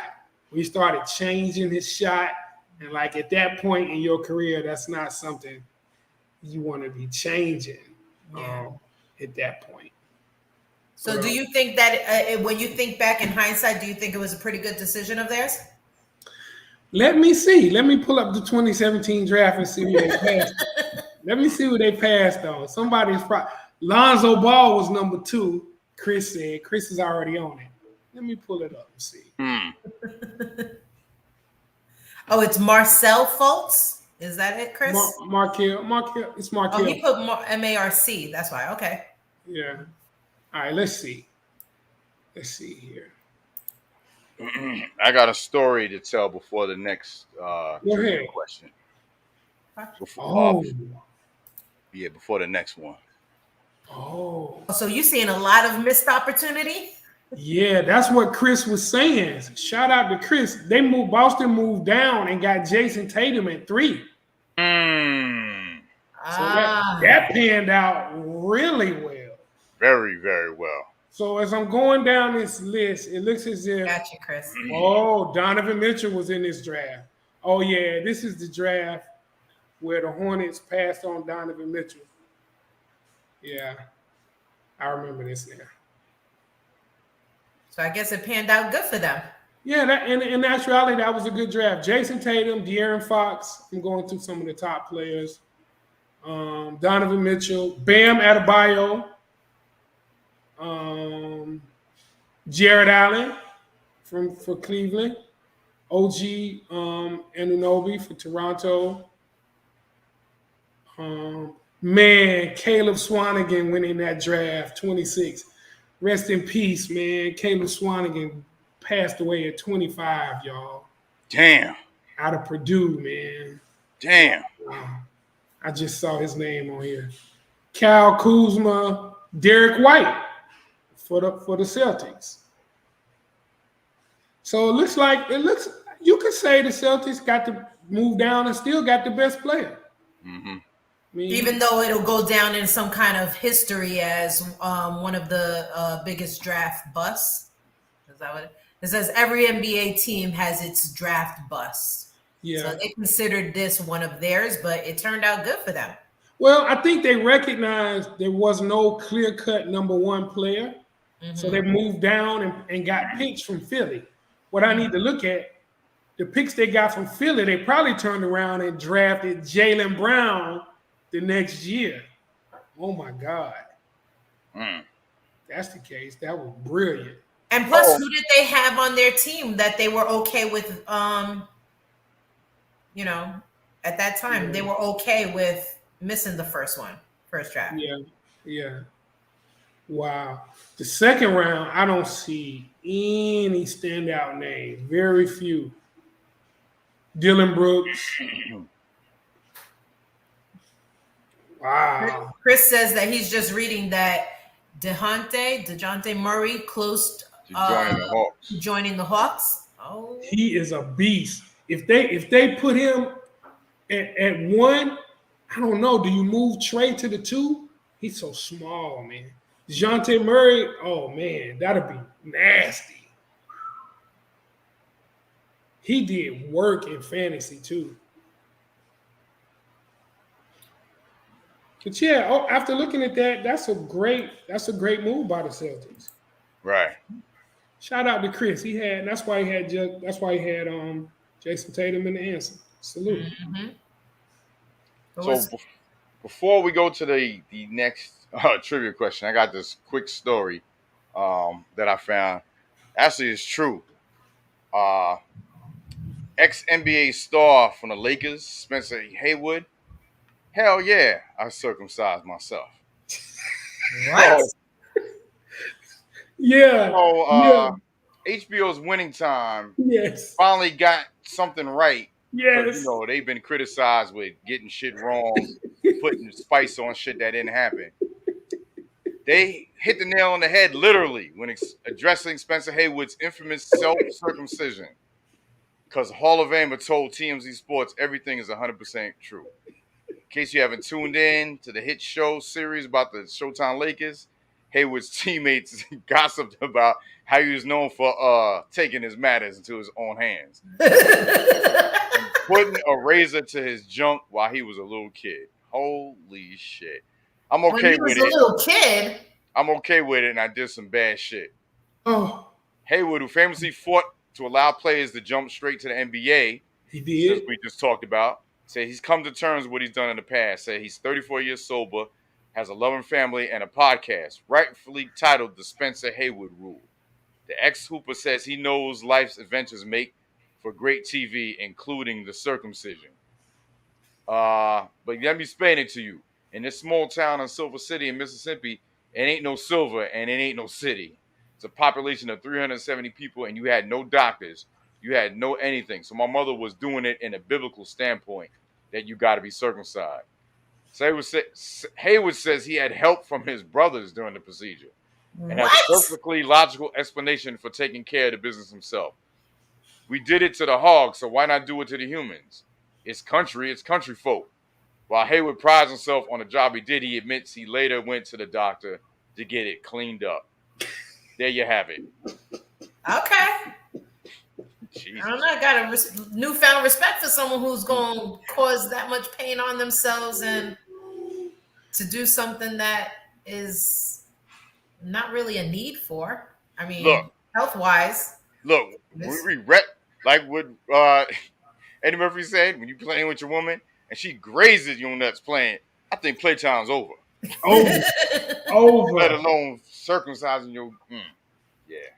He had some addiction problems, so I assume he had some help. He had some goodies when he went through that process. Yeah. Oh my goodness. Jesus Christ. That was crazy. All right. Can you imagine the doctor though when he went to go to get it cleaned up? The doctor's probably like, did you sign a release? I didn't do this, right? Right? Won't sue me in 20 years and shit. But that's that country living. They all know each other. They all look out for each other. Literally, he looked out. It's nice. Brothers looked out for him. Yeah, they did. All right, I'll read the next question. Yeah, go ahead. All right, who was the last NBA first overall draft pick to finish college before going to the NBA? Enter the draft after college senior season. The last senior that went through 4 years of college to be drafted first overall. Oh. Uptown Dre, thank you for tuning in. Salute. Okay. Salute. Big Country in the building. Shout out, Big Country. That's crazy. Salute, Big Country. Good to see you, bro. Good guess. I would have thought Tim Duncan too, man. That was my first guess, Chris. Oh, I can see that. Not Frank the Tank either. Good guess, Big Country. It's crazy. It's been a long time. The last NBA first overall draft pick. Yep, there was a senior that stayed in school 4 years and was the number one pick. SOD said the doctor asked him, "Would you cut this with a brick?" Oh, crazy. Michael Olowokandi. Good guess, O-Town Dre. He was the answer last week for one of our questions. Andrew Bogut? No. Not Bogut. Ah, here you go. Don Burr in the building. There you go. Detroit Salute versus Don Burr. the NBA Hey, draft. Don Burr, I already gave your props. You might want to go back and rewind on the rewatch. We already talked about y'all draft. Yeah, leave the chat and go rewind. Watch. We'll reserve our jokes for when the season starts. Yeah. When it ends too. Well, that's the Pistons. The Lions, they get jokes all the time. I don't care. I mean, the Pistons have won championships. Word. They're just down right now. Exactly. So y'all don't know this? Who is the last NBA first overall draft pick to finish college all 4 years before going to the NBA? All right, give y'all. I got the countdown right here. 15 seconds. If y'all don't get Nope, it. neither of those. Not Christian and not Blake. I hate Blake. 10, 9, 8, 7, 6, 5, 4, 3, 2, 1. All right. It was Kenyon Martin was drafted number 1 overall in the 2000 draft by the New Jersey Nets. As AKA Joe Budden. Martin averaged 12 points, 7.4 rebounds, and 1.7 blocks per game. He was named to the NBA All-Rookie First Team and finished second in voting for NBA Rookie I didn't see that of the part. Year. It's all good, bro. Page 3. Martin remains the last American-born college senior to have been in the top overall pick. 22 years. Damn. That ought to tell you about the college process, how long they need to stay. Right? 22 years since a senior has been number 1 overall. And then his son is in the league now. Wait, he's still in the NBA? No, No, his son. His son is in the league, Kenyon Martin Jr. Okay. So when was his last? When he retired? I'm not sure. He been playing in the Big 3 for a minute, so Yeah. he been retired at least 5-6 years. I don't know. Yeah, he's been out for a minute. Yeah. I tell you what, he's what you would call one of the as realist as you can be real. Remember that shit that happened with what's the coach for when Melo was on the team before he came to the Knicks? Yes. He said some shit about sons that grow up without a father. He said he was saying some shit about black sons going out with mothers. This white dude, white coach, Kenyon Martin got in his ass. Pause. Mm-hmm. Like, who are you to be talking some shit about? Yeah, like I remember that. Mm-hmm. Kenyon Martin's one dude you don't want to, Nah. He was a goon at Cincinnati. He played for Huggins, man. That Cincinnati team was some straight up gangsters, yo. Yeah, Kmart was that dude. Yeah. He retired in 2015. I was close, 2015. He played for 4 years for the Nets. Yep. And 7 years for the Nuggets. 1 year for that must be overseas league. The Tigers, so Jiangyin Flying Tigers. Chinese China. league. Yeah. Yeah. Then 2012, Los Angeles Clippers, and 2013 and 14 to the Knicks, and his last year was with the Milwaukee Bucks on 2015. Facts. So I stumped him. Finally, I stumped Chris. Chris is Yeah. He always getting it right. Yo, big up to y'all, man, for tuning in, y'all. Always, y'all. We got some more news ahead of y'all. I just want to, big up everyone in the chat.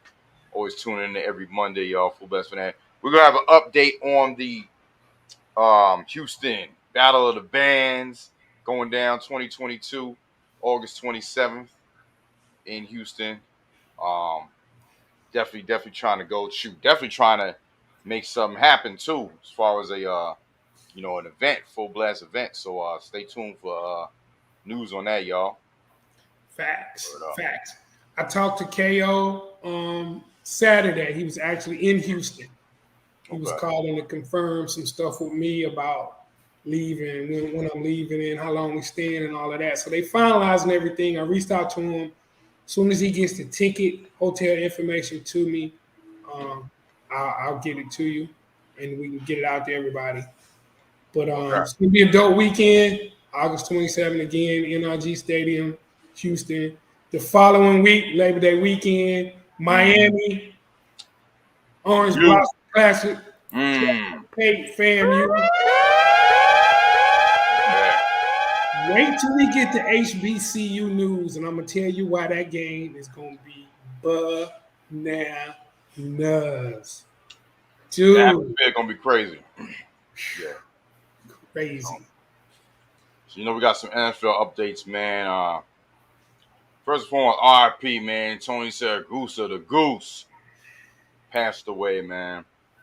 I'll just run him down, and we'll just go right to him. Deshaun Watson, NFL hearing begins Tuesday. Commanders owner and clown Dan Snyder to receive a subpoena to testify before Congress. It will take 24 to 32 owners voting Snyder out for him to be removed. Was that the same amount? Remember when they had to remove the Clippers owner for saying that racist shit on Instagram? It's a little different because it's only 30 NBA teams.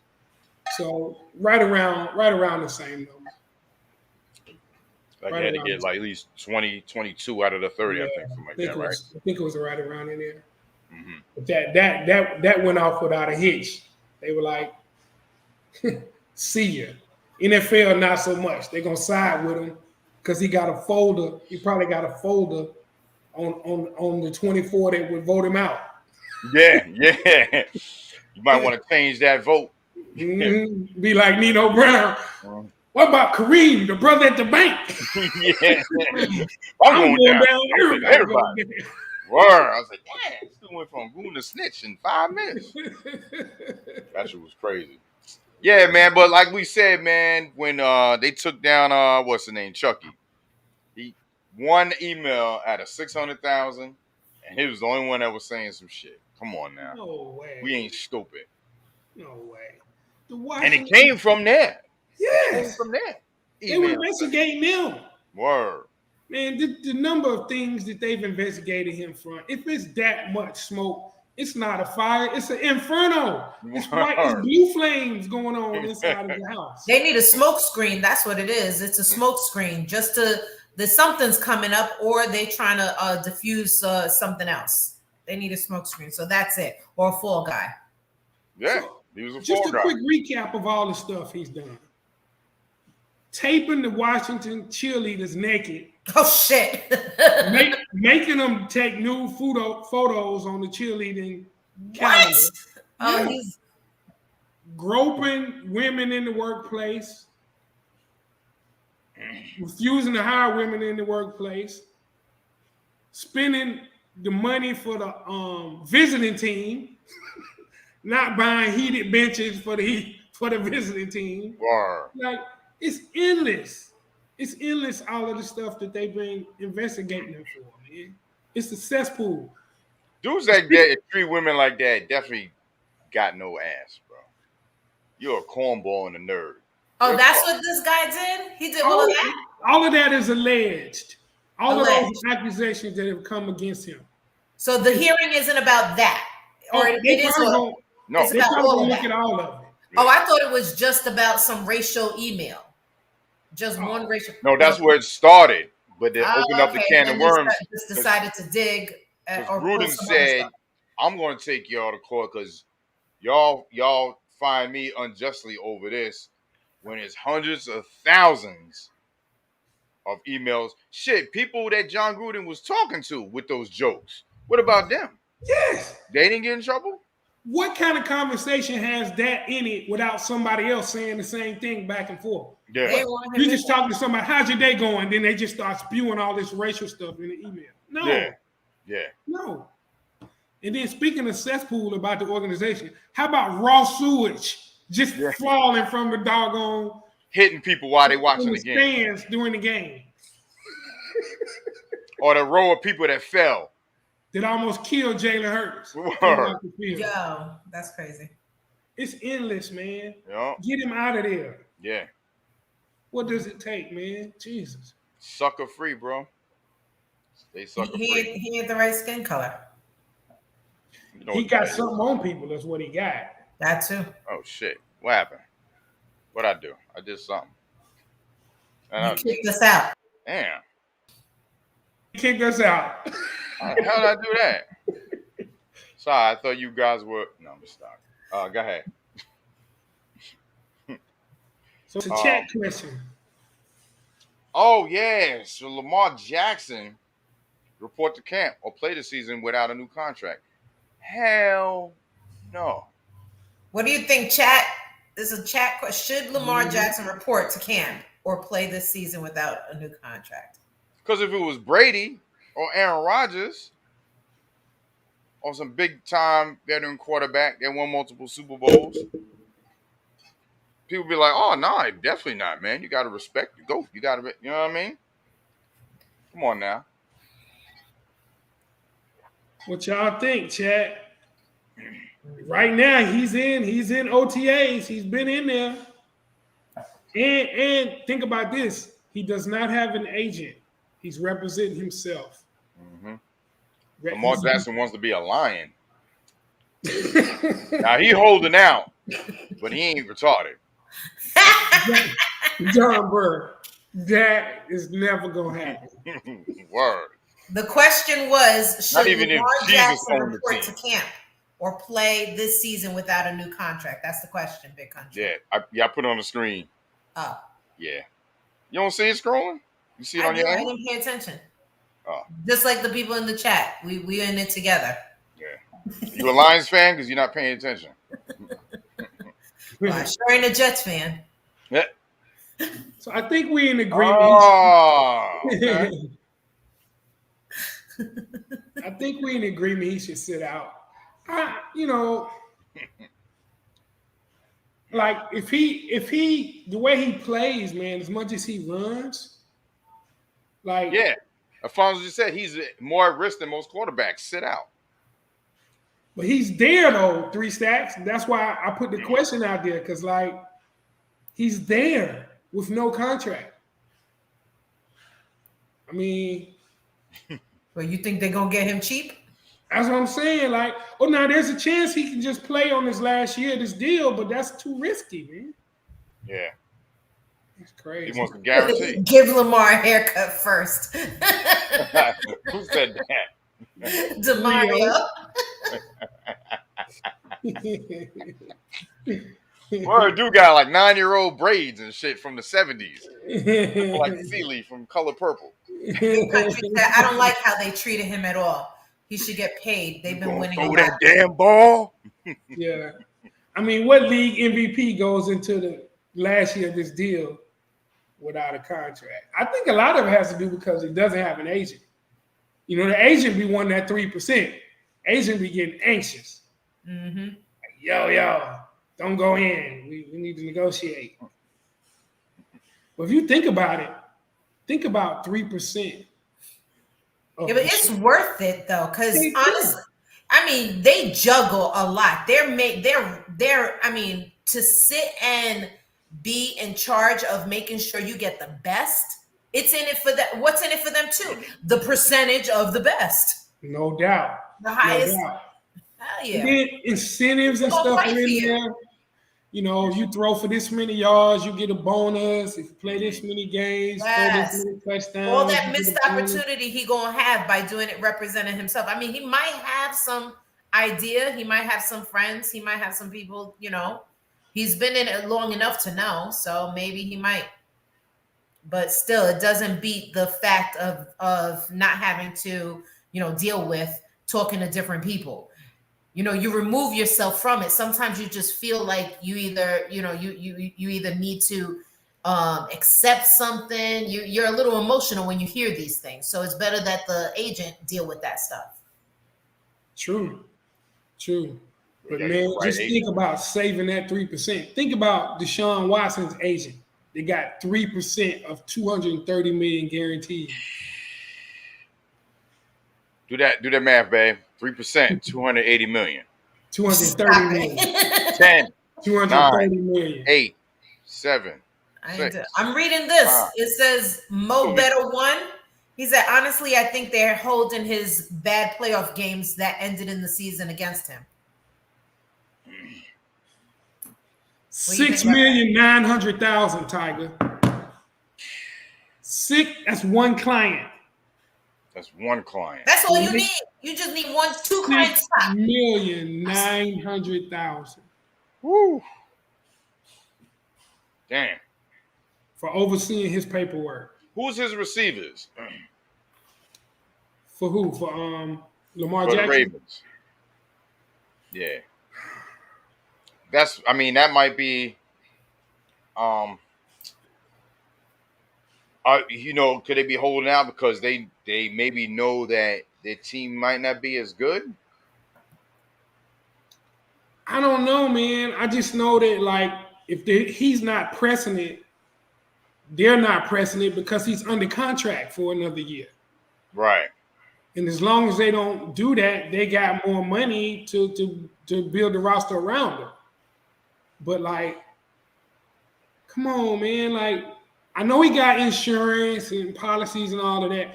If he go out here and snap an ACL, he not getting $230 million guaranteed. Right now, he can come to the table and ask for more than Deshaun Watson. I've been the league MVP, and I don't have 24 civil suits. Oh, asking women for happy endings at massage parlors. Exactly. He could ask for at least $240 million. And just think about that, though, Tiger. If he gets that without an agent, that's $7 million he keeps in his pocket. Man. When they say it ain't about the money, it's about the money. Crazy, right? The Ravens picked up somebody at wide receiver, y'all. Hold on. Because they lost Hollywood Brown, right? Mark Andrews is his favorite receiver, though. I mean, yeah, that's pretty much obvious. Uptown Dre said, we as indigenous people can't get paid, but the good old boy network gets it all. Yeah. Like that with everything. True. My stepdad told me when I was young, the black quarterback is the only one on the team whose job is in jeopardy week after week. Facts. Oh, man. Speaking of black quarterbacks, rest in peace.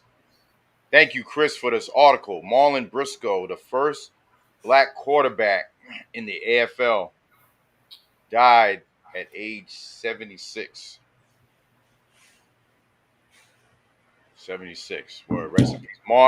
Marlon Briscoe became the first black starting quarterback in the American Football League more than 50 years ago, died today. His daughter, Angela Marriott, told Associated Press that Briscoe died of pneumonia at a hospital in Norwalk, California.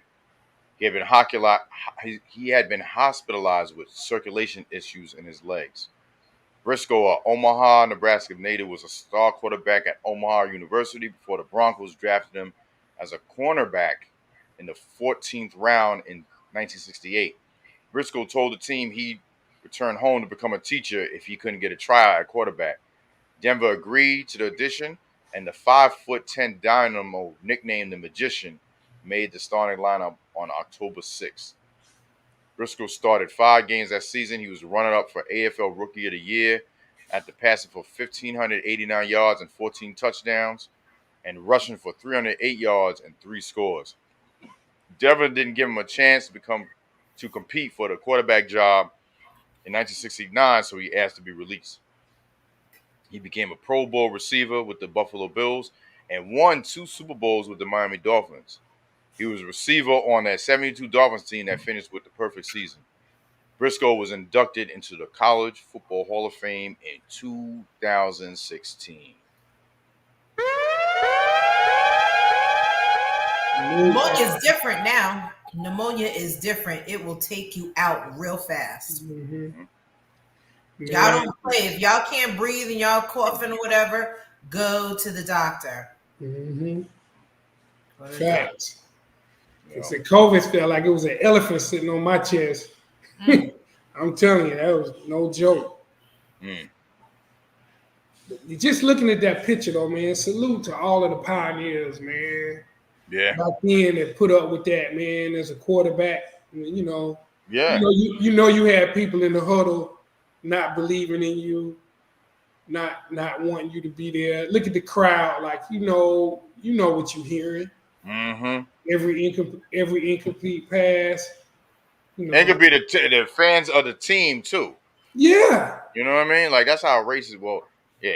I mean, you see what they did to us, you know, back then. So imagine, like you said, being a quarterback team. Like you ain't supposed to be, you know, heading the team.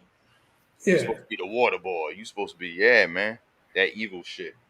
Stupid. So, yeah, man, what he had to endure just for that, man, he gets a salute, you know? No doubt, man. When you think about Warren Moon had to go to the Canadian Football League, like, who saw Warren Moon throw a football and said he can't play quarterback? Like, you need your head checked. Stevie Wonder? You had to be blind to say some dumb shit like that. You know what I mean? It's crazy. Crazy. All right. USFL updates? Yes. Yes, indeed. The USFL championship game is going down. Ooh. It will be the Birmingham Stallions. That is Cook City's squad versus the Philadelphia Stars in Canton, Ohio on Sunday, July 3rd at 7:30 on Fox. Before we ask y'all, man, let's run down these games to get to the championship. We had Philadelphia Stars. They upset the New Jersey Generals 19-14 to advance to the championship game. Did you see that game? I did. You know, I was quarantined, man. Oh yeah, you got watching ball, man. Listen, USFL is good ball, man. Yeah, 87-yard punt. Yes, listen, for a touchdown. Yeah. In the beginning of the season, most people watched it in the beginning, and it wasn't that good at the beginning because a lot of the dudes they drafted and had starting weren't the best players. Like you'll see a lot of teams don't have the staying quarterback starting, they drafted. Some of them cut him and he's on another team holding the clipboard. But like once the cream rose to the top, I'm telling you, there is at least 10 to 15, if not 20 dudes in that league that are going to be on NFL rosters. Hold on one second. Hardy boy, chill with the trolling of people and chill with the language in the chat, man. I'm on YouTube. You already know how they do my channel. You putting those curse words in there ain't helping, bro. Calm down. Facts. Please. This is a positive show. We can debate. Don't get disrespectful. My bad. You should already know that. Facts. You ain't new. Boob tube already be tripping. Yeah. But man, I mean, if it's cats that's in NFL camps, Tiger, that's dogging it, or you think you good and you not cutting it, and these cats in football shape, dog. they come up in there, man. They gonna take your spot, man. But I mean, just watch it. You tell me what you think. But like, the game was really good. Like the New Jersey took the lead on a 79-yard punt return with like 10 minutes left in the fourth quarter, and then Maurice Alexander kick return for 87 yards, won the game. Like, dude, when have you seen back-to-back kick returns for touchdowns? Now, one thing speaks to some people to say that means special teams not no good. They're not tackling nobody. Mm-hmm. But you got to see the blocks, man. It was well blocked and well run. So, I mean, It was a really good game, man. Back and forth. No doubt. Back and forth. Yeah, hopefully I won't get too busy and watch the championship game at least. I ain't seen one goddamn game. Yeah. You know what I'm saying? So Yeah. That's Sunday. Oh, it's a Sunday. Sunday night. Okay. Yeah, that's 4th of July weekend. So Yep. And then the other game was really good too. The Breakers, New Orleans Breakers, and the Stallions. Birmingham has been the best team all year long. Yeah. But the Philadelphia Stars have made a come up, dog. That's gonna be a good game. It's gonna be a good game. Mm-hmm. Yeah, man. Cooks picked them from the jump. He did. Yeah, see, number one. Yeah, big up the Cooks, yo. So it's crazy going against. Well, his team is the Eagles. It was just the irony of they going against Philadelphia. Yeah, Stars, yeah. You know what I mean? Stars. Team's the Eagles. Stars. Yeah. Well, yeah, it's been really good ball, man. And you know, it's definitely better than the AAF, arena football, any other product. The XFL that's good to start next year. And that fan controlled league. Oh yeah, I don't even watch that. Run a slot up the A gap and taking plays from the people in the crowd. What? This ain't Madden. I don't watch that. But I knew the USFL was good. One Saturday I was watching. And the receiver came across the middle, was trying to get out of bounds. Tiger dude drilled him, knocked him in the air. He was spitting teeth out, man. I was like, these dudes, they be hitting, man. Them dudes are trying to put stuff on film to get on the NFL roster. And I'm telling you now. Now, when I start drafting some of these little unknown dudes in fantasy football, I'm gonna be like, "Who is this dude?" Nah, I ain't. I'm gonna be like, oh, I'm following Queen City League. He got some shit on his sleeve. Dudes is balling. Some dudes balling in the USFL. So I'm looking forward to it. Something to watch. That NBA Summer League gonna hold us down because I cannot watch NFL preseason football. I can't do it. Oh yeah, after the first 3 plays, it'd be like the 4th string starters in there. Yeah, I can't do it.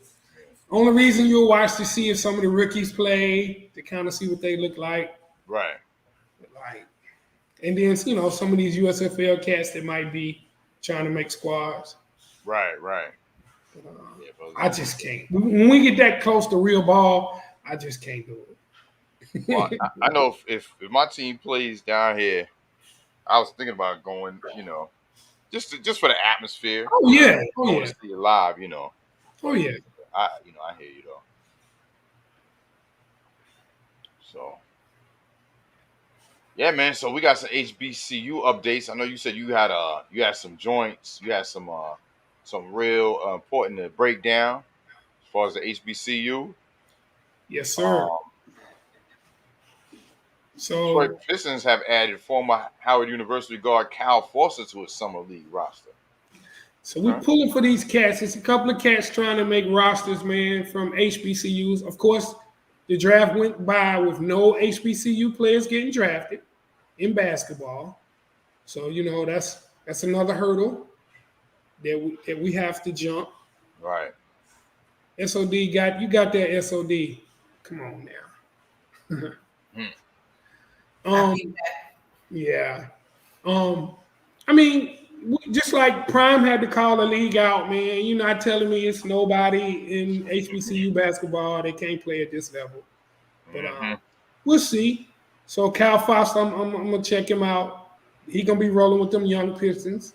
So I already got my eye on the Pistons, OKC, Houston. Those 3 teams I'm interested in seeing in summer league. Oh my God, if they make the playoffs in the end of this for the sky, bro. You need them like they're going in that direction, and my team's going this direction. You need them not to make the playoffs because y'all get that pick. If they good, the pick is ain't that crazy? It's like a double jeopardy shit with these. And y'all play each other. Tiger. Woo, you cannot afford for the Pistons to be good and the Lions beat the Jets. And Don Burr shows up at the meet and greet in March. That's the only way I'm gonna see him because I'm gonna block his ass the whole season. With all kind of Pistons and Lions gear. Oh my God. Yo, Chris Cass, has a question for you, Queen City. Huh? He said, what happened to the Maker's brother? Oh, Thon Maker. Thon Maker's brother. I don't know, man. He was at Howard. Right? I think he was at Howard, and then he left. I don't know, man. It's been tough, man. We haven't been able to, and it's crazy, Chris, because I thought because of smaller numbers, I thought we had a better route of HBCU players going D1 in basketball before football. But Prime changed the game, man. Prime changed the game, man. I don't know, Chris. That's a good question, man. He might be on somebody's summer league team. I'm gonna be watching. That's what Uptown Dre just asked. Maker. He was at Howard. I'm gonna be watching the summer league, man. They'll probably be highlighting all of the cats that are from HBCUs. Hopefully, some of them can make a roster.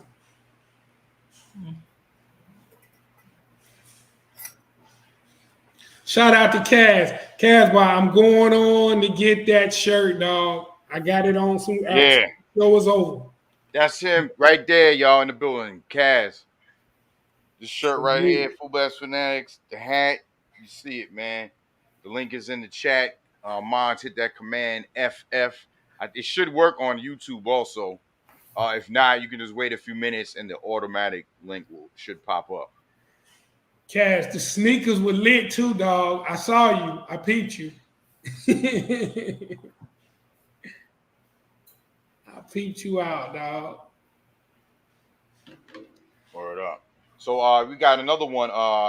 The Gabriel Floyd, University of Texas. He's committed to SWAC, HBCU, Alabama A&M. Big move from Texas to Alabama A&M. Yeah. A big man.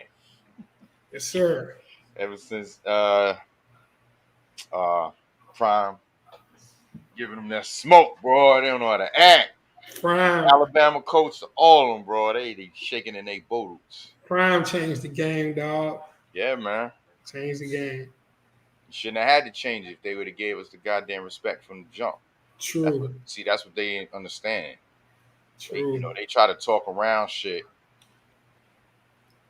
but won't even admit the fact that why it's like that. Facts. You try to treat us like second-class citizens from the jump. We wouldn't have all this separation shit. HBCU schools, or just our own shit. If you didn't look at us as 3/5 of a man, come on, I keep going. Tell me about it. Word. Jackson State averaged 40. Oh man, I got ahead of myself. Jackson State's home football game average attendance tops 18 Power 5 schools. Jackson State averaged 42,293 fans every game, which is more than the following Power 5 schools: Georgia Tech, 18 College, Syracuse, Wake Forest, Duke, Rutgers, Maryland, Illinois, Northwestern, Arizona, Cal, Stanford, Oregon State, Washington State, Texas Christian, Kansas, Vanderbilt, and Cincinnati, which made the college football playoffs last season. Man, listen, I got to give that motherfucking horn for that one. Word up.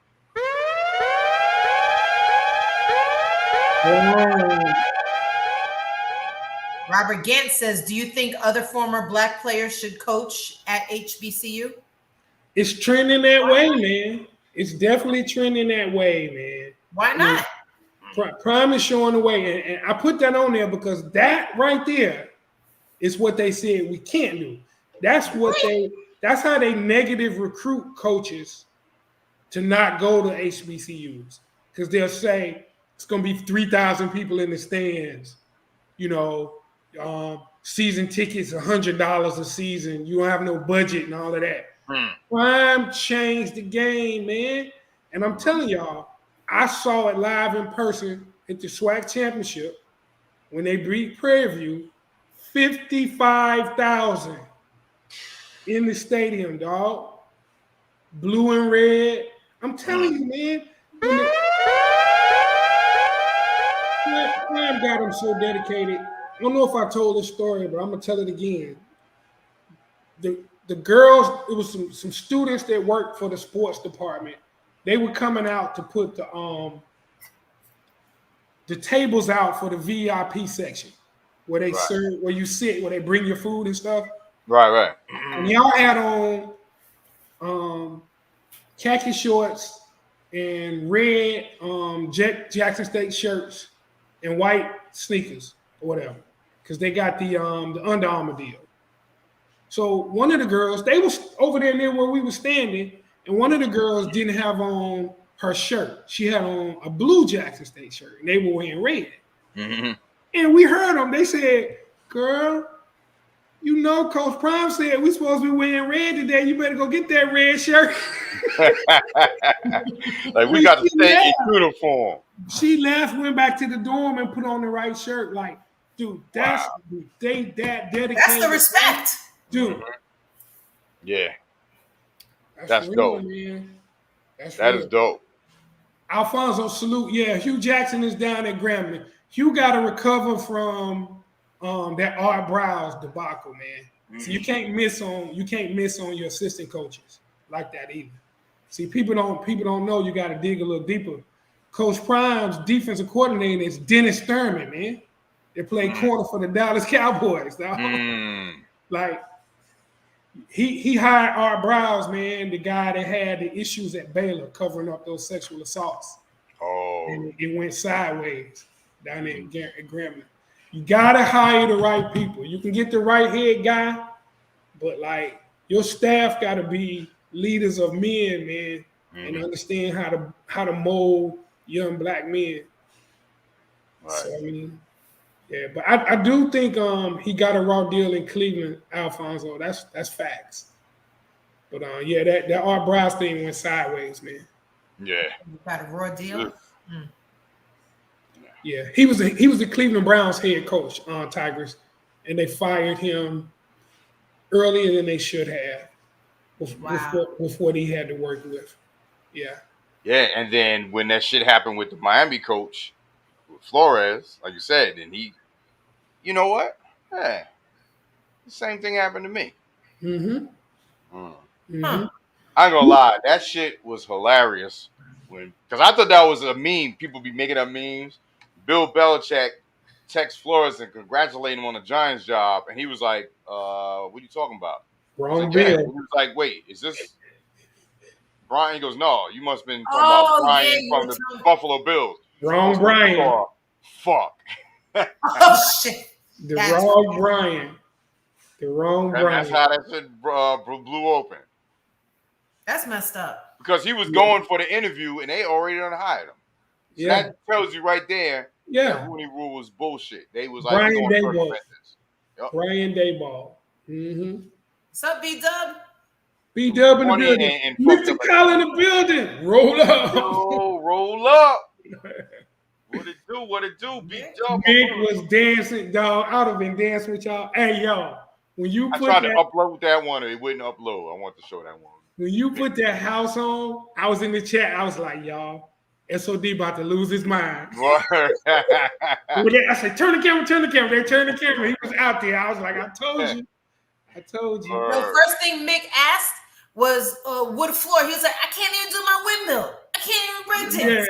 Yeah, because we've seen about trying to get, those dance floors that you put together. That little wood in the middle. Yeah, them shits are so expensive, bro. Yeah. I was like, damn.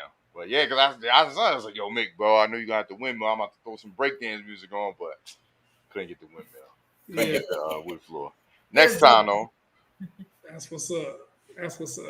But yeah, man, I just thought that was a powerful statement. Like, that's the narrative that they say HBCUs, you're not gonna have a big crowd following.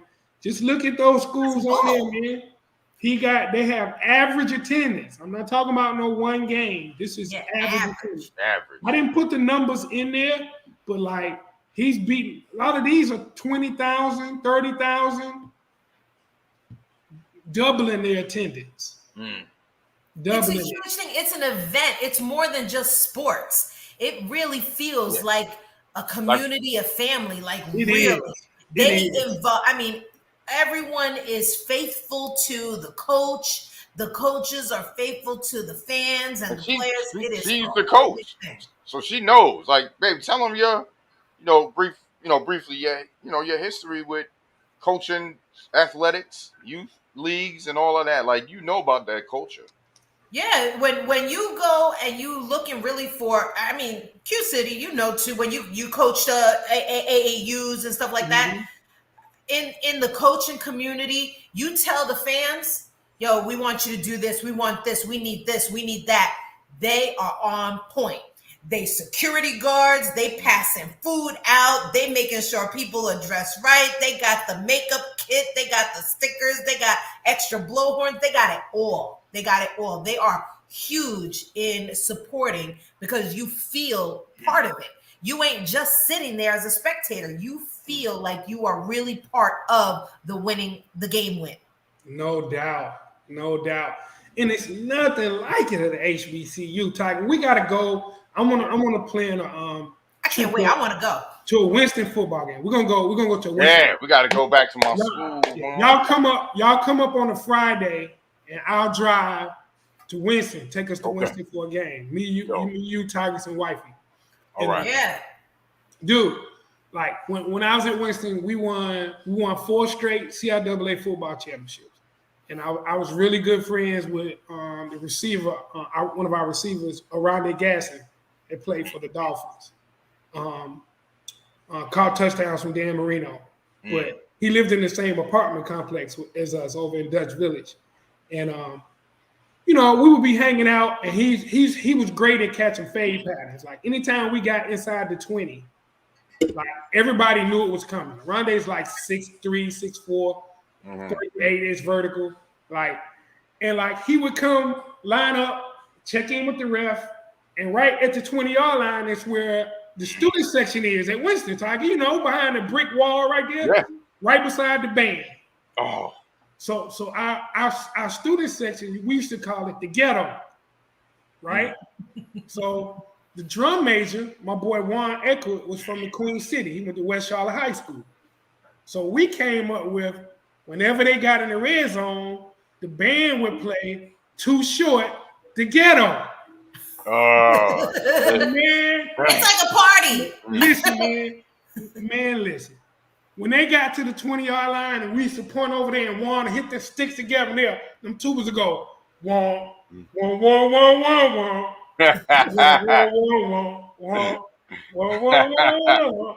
And we used to hit the ghetto, man. It used to pump the football team up, man. Yeah. They used to check in with the ref and point to us. And we'd be like, fade pattern. We catch the ball over that dude, spike it, and come over there and celebrate with us, dude. It is a lifestyle, dog. It ain't nothing like it. It is. It's beautiful. It's beautiful. It ain't just X's and O's. Yeah. Dude. I've never been to an HBCU football game. I've been to college football and NFL, NFL games, but I've never been to even going to those the like college basketball and just regular other football teams. I mean, like you said, the adrenaline and helping the team freaking build up the adrenaline and encourage them. It's, oh my goodness, yeah. I'd love to go. I got goosebumps just thinking about it. Serious biz. Salute, family. So when we go, you could just buy tickets right there? Yeah. You can buy tickets. Some of them are just all bought out already? It depends on what game. Like we're going to like homecoming or something, yeah. What we're going to do before we get off, I'm going to pull up the schedule. Let's kind of look to see what game might work. All right. I don't have my full Weber schedule yet, but I know already of 3 games that I'm doing, so we kind of work around those. All right. But we definitely got to do that. It's so we can go up tailgate. That's an up and down trip. That's an all day thing. Yeah, y'all come up here, I'll drive that. It's usually either a 1 o'clock kick or a 6 o'clock kick. So we'll pick one.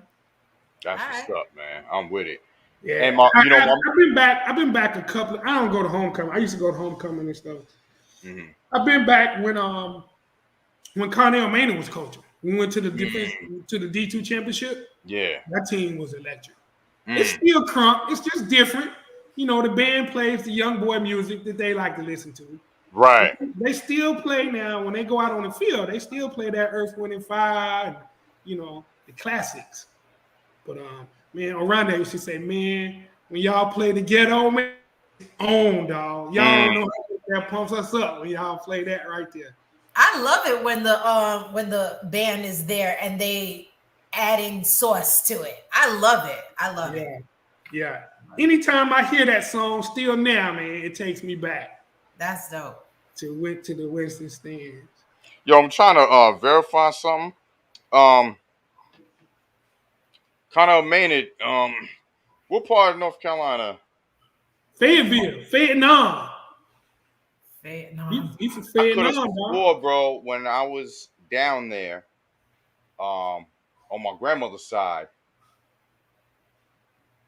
I think I'm related to Maynards. I think I have a cousin last name Maynard. Yeah. I just text my sister and my father to see. Yeah. Because you know Craig, his brother Craig was at Winston when we were there. Yeah. Yup. Big minute. Called him Pink Panther. Yeah. We need to come to NC AT&T homecoming. It's called how you pronounce that? Oh, a G. Greatest homecoming. Yeah. Aggie Pride. Yeah. That's what Casbah told me too. He was an Aggie Pride. I was like, All I know is we used to smack y'all back then. Y'all on another level right now. But when I was in school, we used to spank y'all. I'll go just for the fun of it. Yeah. I'll go for the fun of it. We did them like this. What did the 5 fingers say to the face? What? Slap! That's so messed up. That's messed up. We did. When Cornell was the coach. What's up, B-Dub? A&T, Cornell wanted the A&T job, and they wouldn't hire him. And he took the Winston job. First time we came up to A&T, 41-14. Word. We here to start playing them again, though. So Tiger, we gotta get our weight up. Yeah, I know. We're on another level right now, but the rivalry is set to start. I want to say. Well, look, now we got a pair that's rival that we can shit talk against each other. No doubt. Me, you, and Brandon G and Casbah. No doubt. It's all love, though, you know. No doubt. So the preseason top 10, 2020 HBCU football. Yes. Number 1, Jackson State. Number 2, FAMU. Stop right there.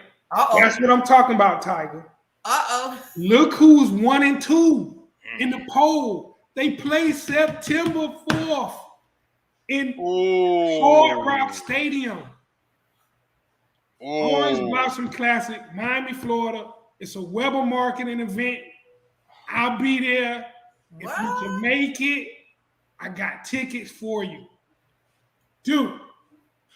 That's going to be ridiculous. When is it? Labor Day weekend, Sunday. The Sunday before Labor Day. September I like that. 5th. Is that 4th or 5th? Hold on. Okay. We'll have to look at our calendar, babe. September 4th. September 4th. Yo, that's going to be bananas. Hard Rock Stadium, home of the Dolphins and the Canes. Let's do it. Full. The building was full last year. Hopefully we don't have a monsoon. B-Dub was laughing at me because I had to break my poncho out. That last one, right? Yeah, you said it was coming down like. Yeah, that's how Miami is, though. It'll rain like that, and then the sun will go. I just had to stop it right there because, like, when I saw that, I was like, oh, we get 1 versus 2 right off the bat? 1 versus 2. First game of the season? Labor Day weekend. Labor Day weekend. On a South Carolina. Sunday. Nothing else going on. Mm-hmm. Good. We'll be there. Shout out to Weber Marketing. Weber Marketing in the building. And where is it playing at? Miami, Florida. Are they Hard playing Rock in? Stadium. Oh, That's where we were last year. yeah. Oh, yeah. Hard Yeah, Rock shout out to Stadium. Derek Weber, man. Woo. Yep. Stub in the building. Salute, Stub Rock. Stuff right out. We're gonna have Glad you to. made it home safe. Yo. man. Bro. Stubb texted us in that group chat something about I'm home. I was like, oh, this dude was doing it. But I was just glad to see them texts. Yo, just got home. You know what I mean? B-Dub? Yeah. Everyone safe traveled, you know what I mean? Yeah. We got SOD. He's still here till tomorrow. And we got, I think Stubb Rock should be home now. He said Yeah, he just got in the chat. Yeah. oh, Stubb. Oh, Yeah, I that's thought why I you was said saluting. B-Dub for some Mhm. reason. Oh, I thought you said Stubb B-Dub. Rock. No doubt. Just got in the door. Salute, Stubb. Yeah. That's what's up. All right, so y'all see the top 10 on the screen. Tiger so eloquently put it up there so I don't have to read it. Word. Well, I mean, we can talk about it a little bit. Okay. South Carolina State, Southern University. What you think? They So- good in that slot? So South Carolina State beat Jackson State in the Celebration Bowl. So Really? And they number 3? Yeah. So Jackson State beat Prairie View, who was number 9 in the SWAC championship. That's the game that we worked. Yeah. Weber Marketing always works the SWAC championship, I know. Now I see it and I'm like, oh, shoot. but it's always at the home team that has the best record. They used to do it at a neutral site. They used to do it in Houston at NRG, but the SWAC wanted to increase the ability for the home team to have more fans there. So that's an advantage of having the best record is you get to host the SWAC championship. Right. So last year, Jackson State hosted it, packed it out, 55K. Prairie View was deep, though. Prairie View was deep because I worked the Prairie View side. Out of that 55, Prairie View probably had 28, maybe. But then, because South Carolina State won the MEAC, the winner of the MEAC and the SWAC played in the Celebration Bowl, Tiger, in Atlanta. $2 million. So Jackson State came in after the win over Prairie View, and South Carolina State gave them business and beat them. So South Carolina State deserves to be up there. Now, the Jackson State FAMU game last year was a knockdown dragout. It was 7-6. Jackson State won by 1 point. That was Shadua's first game starting, and he was shaky. You shaky, yeah. He fumbled the snap, had a couple of interceptions. You know, I sent y'all some video of Prime going on the field, going off on him. Mm-hmm. Got the butterflies. Yeah. So those top 3 definitely legit. Southern is always good. Shout out to Tennessee State at number 5. That's Eddie George, y'all. Eddie George is coaching Tennessee State. And then number 6, shout out to Alabama A&M, Connell Maynard, the homie. They played at both A&T and Winston-Salem State. From Fayetteville is the head coach there. And then the Aggies, Aggie Pride coming in at 7. Alcorn State. Now listen. Where they at? Alcorn State's in Mississippi too. So thing about them, they got beef with Jackson State because during COVID, they chose to sit out. Remember during COVID? So they got a forfeit? No, they didn't. They didn't play that season. You know, some teams played during COVID, and some chose not to. Mm-hmm. So Alcorn chose not to, and Jackson State won. So then the next year, Alcorn State was saying they don't honor Jackson State's championship. And what they say that for, that set Prime on fire. Like what? Okay. And then Jackson State won the SWAC last year.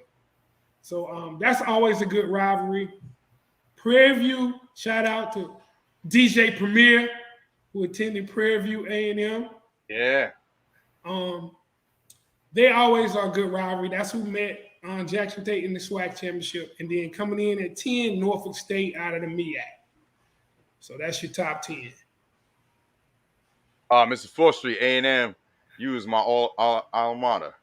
Oh, that's what's up, man. Y'all have to pull up Alabama for Magic City Classic 1 October. Magic City Classic is dope. I've been to that before. Circle City Classic in Indianapolis is off the chain.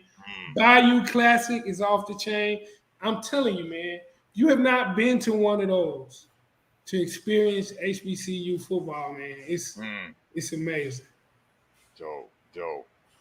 Yep. Very opulent soundscape says, I was out there this weekend, but y'all have been down for a long time. I'm a new face.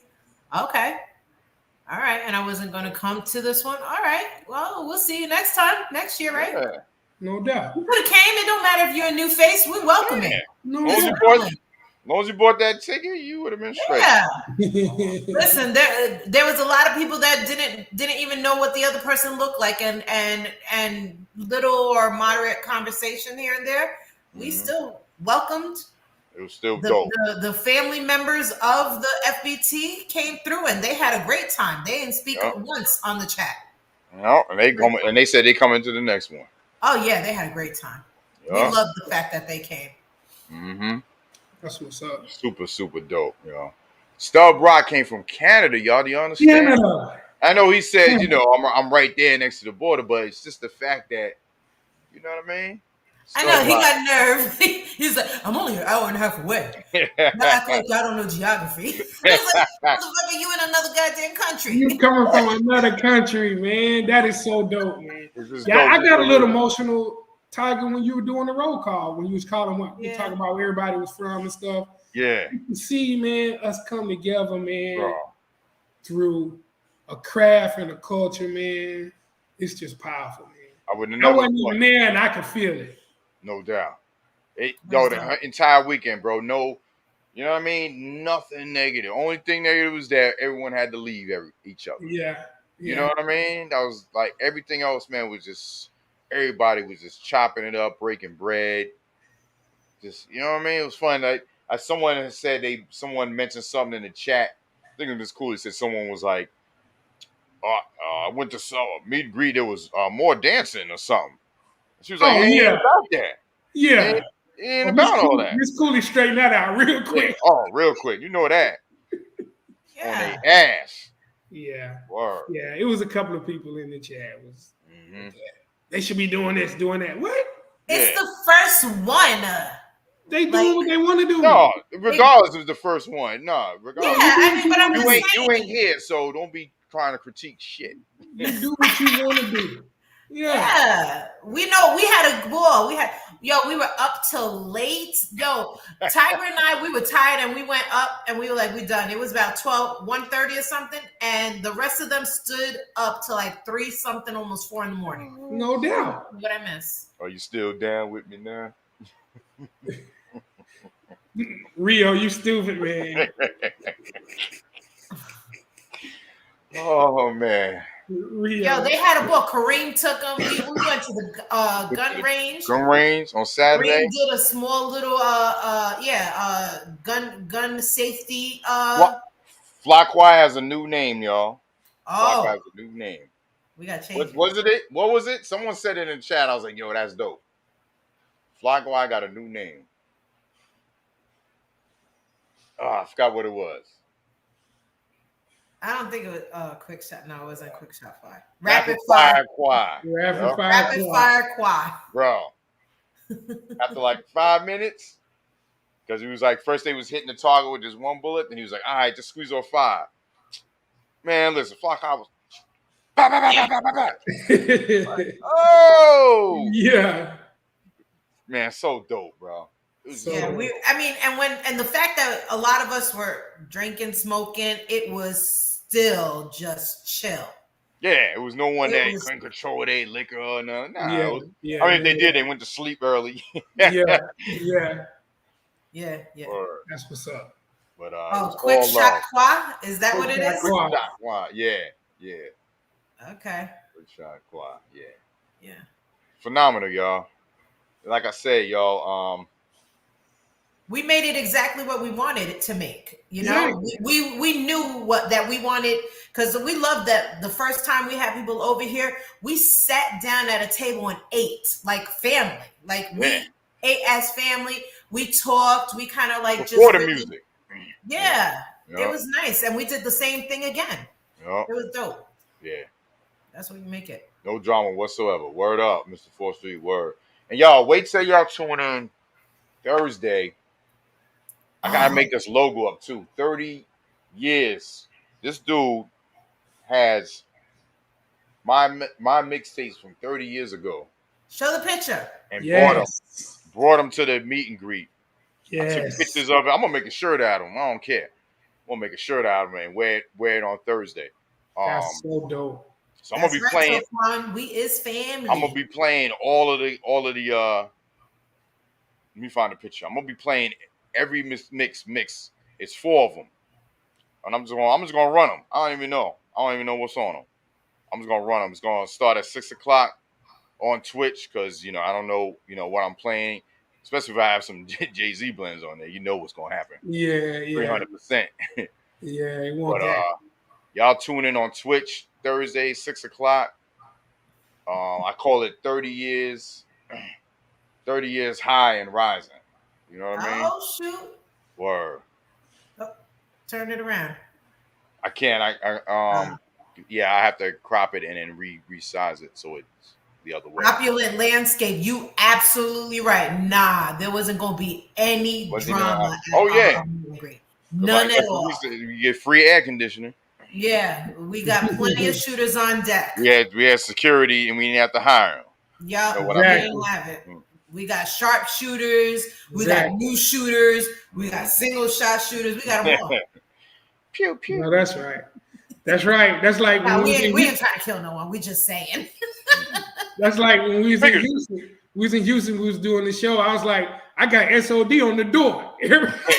Everybody came to the door. SOD was like, he good? Dude was like, wait, what? What was going on? Like, he didn't even know. Like, yeah, they good. He good. Oh, soundscapes. All right, my bad. Opulent soundscapes. You got it. Oh, yeah. Word. Put the Fullblast logo behind the tapes. Okay. Oh, okay. Oh, so the logo, like, because where it shows the street, because it's not the street, but the concrete we're sitting on. Yeah. So put that, on top of it. Okay. Because I thought about just clearing out the concrete and just having the tapes, but definitely gonna put the logo on. Yeah, that would be dope. Yeah. We can do that. I'm anxious to hear. When you doing that again now? Thursday. Thursday. Yeah, 6:00. Yeah. I'm gonna start the stream at 6. I probably want to start at 7 just to get people in because I want to start it as soon as I start the stream. Yeah. You know what I mean? Get people in there. If I can find what I can find to blow your mind, some Roger Rabbit show tapes. Oh shit. Bro. You probably have to call the radio station down there, see if they got an archive. WSCC. Okay. When we go to I got a picture of the flyer I did for our show. Yeah. It's like a graffiti type thing, but damn, the shows, bro. If I had one of those shows, bro, I might not be no good, bro. That was the era, though. That's when all of the music was fresh. Word. That's when that was the. He put me on the Philly shit too, because he was from Camden. Yeah. He put me on to Tough Crew. That's who Mick Takala knows, like his people. You know what I mean? Yeah. Named his own Tough Crew. Yeah, he put me on to them. Dope. Oh Lord, those goddamn dogs, bro. Yo, we got a gate. We had a gate. I have a gate where steps are where you come upstairs. But I took that gate and put it by the kitchen entrance, so they don't come in the kitchen while we're cooking or whatever. Yeah. But there's another entrance by the front door.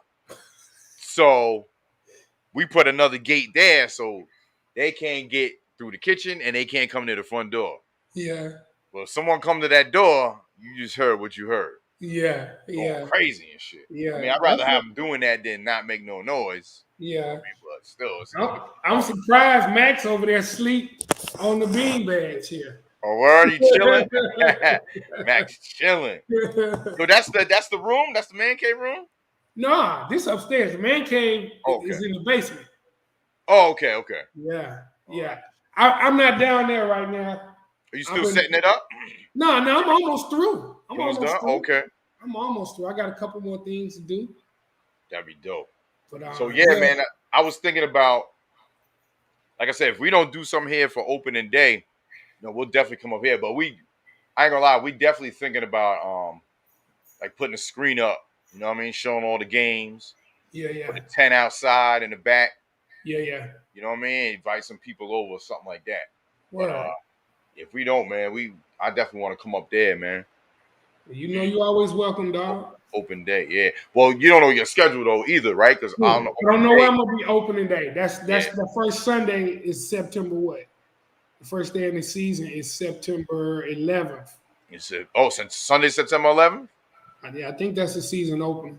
I mean, the first game comes on that week. That Thursday night, September 8th. Yeah, the Bills and what's the name?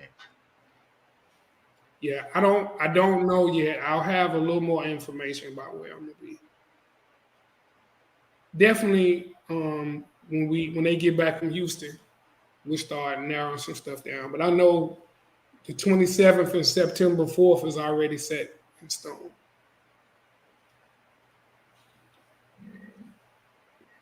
Sorry, my bad. I'm just texting my sister. All good. It's all good. Cooks still in the chat. My brother Cooks. Yeah, so there's a man from Burlington, North Carolina. Oh, shoot, she's back. Hold on. Yeah. So that would be ill. Who's from Burlington? Who's your name? Maynards. Oh yeah. We have family in Maynards in Burlington. Okay. So dang, if Craig Maynards, that'd be crazy. That I was in relation. It was right there at school. I wouldn't doubt it, man. You know how that goes. Yeah. Yeah, man. Craig and Connell, man. I remember Connell was our quarterback my sophomore year. Mm-hmm. Because he beat A&T and then transferred to A&T. He left with Bill Hayes when Bill Hayes left to take the job. Right. Yeah. And then they went hire him, and he came back and bust him when he got to win. So the last thing I have on there, I wanted to talk about that, man. That's great news, man.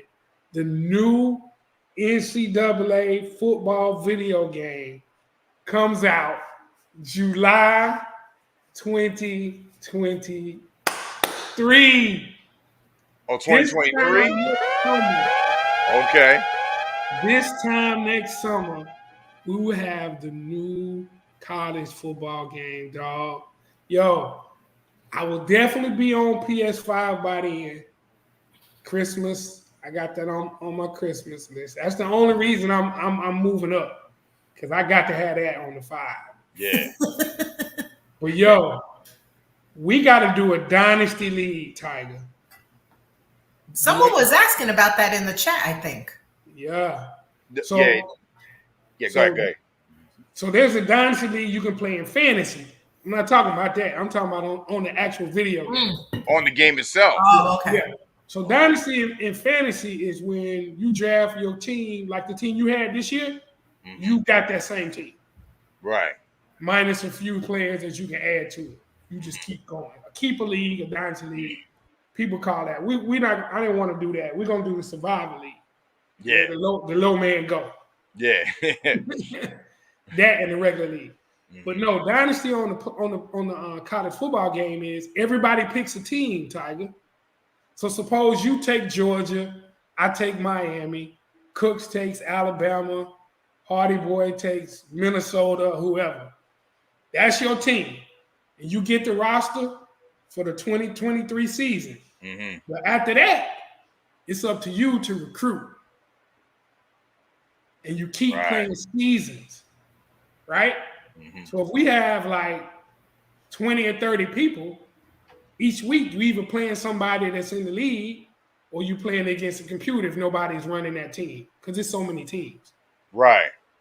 But dog, what they'll do is the community will upload the top high school seniors and you put them into the draft class. So you can really recruit the incoming players. What? So it doesn't matter if you start off with Alabama and you got the best players. If you don't recruit in 2 or 3 seasons, your squad gonna be trash because those players gonna be gone. Yeah. Dude, we used to do it on the old game, man. It's so fun. So fun. That's gonna be ill. That's gonna be ill, man. They putting NIL in it. They putting the transfer portal gonna be in it. Of course, they're gonna have the turnover celebrations. Mm-hmm. All of the props for the turnovers. Man, it's gonna be bananas. I can't wait. So that was the last thing I had. I saw that, man. I went crazy. I was like, July 2023. That's next summer. Mm-hmm. We've been waiting since 2014. Is the last college football game. So are you going to put the game, like pre-purchase it? Is that what you do? Heck yeah. I'm I'm going to get it early. They probably have it where you pre-purchase. You can get it like a week or 2 early. Mm-hmm. I could pre-purchase some game. I forgot what it was. The new Call of Duty. Because you can play like up to certain levels. Because I wasn't going to pre-purchase. I was thinking about it. And he was like, yeah, you can. He gave me a code. And you put it in. You can play like kind of like the beta of it. But it's like not that many levels. So I was like, oh, man, yeah, I'll do that. So, yeah, I'm sure. And that pre-purchase was that was a month ago. So I'm sure the pre-sales for the basketball game, you said it's in July. So I figured probably April. Probably pre-sales will go out. So, yeah, that's going to be dope. Are we doing the NBA and NFL draft this year? Yeah. Not draft, the fantasy? Yeah. Oh, yeah. Yeah, someone asked about that. I had said if we don't get everybody that was in it last year, then whatever spot is open, then first come, first come first. We'll say, we got one spot open. Whoever lets us know first, Someone in the chat did ask. But yeah. I'm for sure that everyone that was in it is going to be in it. Yeah. I think we had 2 open spots too. They just fell off then. Yeah. Rio sent you something, Tiger. Okay. Shit. Yeah, breaking news. Breaking news. Queen City breaking news. Remember that? Yeah. Yeah. Kyrie Irving is opting into his $37 million player option with the Nets for the 2022-23 season. Really? Kyrie? He put his list out. So he's staying. He's staying. Wow. Demaro, thank you, brother. No doubt. Shout out to Rio. So, breaking news. So as far as, look, man, I'm going to say this right now because I saw something on the news about if, Kyrie don't stay, then KD most likely don't stay. I saw some shit about if KD want to try to go back to the Warriors. Bro, if he do that shit, I'm done with that dude, bro. They don't need him. But look, they always still talking about how this dude ain't the bus driver. He go back to that team again after they just won again? After all the scrutiny? That'd be crazy. He better turn all his social media off. Yeah. His Ralph Ches Van Ass. Put a comment on something. Yeah. Oh, he can't turn that social media off. He be answering people. Somebody said, stop answering people with 17 followers. Why are you going back and forth with somebody with 17 followers, dog? Yeah. Bro, that's why he's sensitive, bro. What you think about Bron going to the Warriors? There's been a little bit of rumbling about that. LeBron, just retire, bro. I was just about to say, he's still playing? He not retiring until Bronny get in the league, dog. Yeah, I know. But why go to the Warriors? Like, It was a rumor. I don't think he will. Go back to Cleveland. But They he's can't not, go back he's to not Cleveland. faithful. He's not faithful to him. Yeah, he went back to Cleveland. They went to the finals. Yeah. It's just so much of that now, man. You know, we ain't used to that, man. It's just crazy. Like you said, there's no, like Tiger said, there's no like kind of loyalty. It's just, oh, I feel like doing this, and I just do it. Like there's no. Now I understand. Yeah, the management don't do nothing for you. You spend all these years, and then you want to leave. But it's just like these dudes are just switching teams like they switching girls. You know what I mean? It's just, I don't know. Out of control. Yeah. And it's like you're going to go to the team because they already won a championship. Like, ain't that just so easy to do? Especially for, you know, players of these caliber. That's what I'm saying. Like, but you know what? when Jordan kept losing to the Pistons, he kept getting that work from the Pistons. Did he join the Pistons, bro? No. He went and got a squad around him, and then they started dominating. And he's the Jordan we know today, who just is little kids in parking garages. Y'all gotta pull that up. Y'all gotta see it, man. Yeah. Y'all get out of here. Y'all get out of here, man. I would have taken them sneakers off right there and left them. Threw it at him like George Bush. Yeah, threw it at him. Like, Take your fucking sneakers like George Bush ducking. Crazy. Remember that video? That motherfucker was quick with it, bro, when he did that shit. Buddy I ain't was gonna not lie. playing. Word. Buddy was not playing with them shoes, dog. It's like the equivalent of like being spit on when they throw your shoe at them in the Arab country. Oh yeah, in their culture. Yeah. Oh yeah. Mm-hmm. Yeah. Because it's dirt on the floor. It's the dirtiest thing. It's the dirtiest thing That's why they take their shoes off. Yeah. That's crazy. Oh, Crooks asked, did you see the Dream on 30 for 30? Not yet. I didn't see that. The Dream. You talking about Akeem? Is that what that's about, Cooks? I saw the Dream Team, the women's U.S. Olympic team, 30 for 30. Is that what you talking about, Cooks? That was really good. Oh, yeah? I watched that. It was just recently? Yeah. Don Staley and Cheryl Swoops and all them, and told the story of their journey to win. I the love gold to medal. watch that. Oh, it's really good. It's really good. I've been watching everything, man. Rise, the Giannis movie, the new Money Heist, Korea. Before you put that in the chat. Yeah. The Shy. Umbrella Academy 3 is out. I gotta go see that. Man, listen, it's a lot of stuff to watch. Dope. Unfortunately, that's all I've been doing. Yeah. Yeah, this one is the one. It examines 1996 U.S. Women's Dream Team and the 14-month odyssey that would forever change the landscape of women's athletics. Dream really on premiere June 15th. Yeah, it's really good. Lisa Leslie, Rebecca Lobo. They said she was better than her brother. No, not Lisa Leslie. I'm thinking of Cheryl Miller. Cheryl Miller was we call Reggie Miller when he played at the Knicks. Cheryl Miller was. Lisa Leslie was. So many men had crushes on her. Yeah. Oh. Yeah. Yeah, what's up with Brittney Griner, man? What's going on with that situation still, man? She's still stuck out there. That's the one you talking about? They're making an example, man. You know what that is. Yeah. She's still stuck. This is Russia, right? Got her? Yeah. She's still stuck out there. For some residue.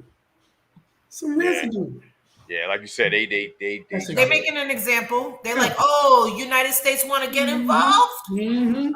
Okay, we got you. Mm-hmm. We take your best player. I don't know if that was Russian, but I must break you. Yeah. Yeah, that's what did her stay. Yeah. Wrong time, wrong place for her, man.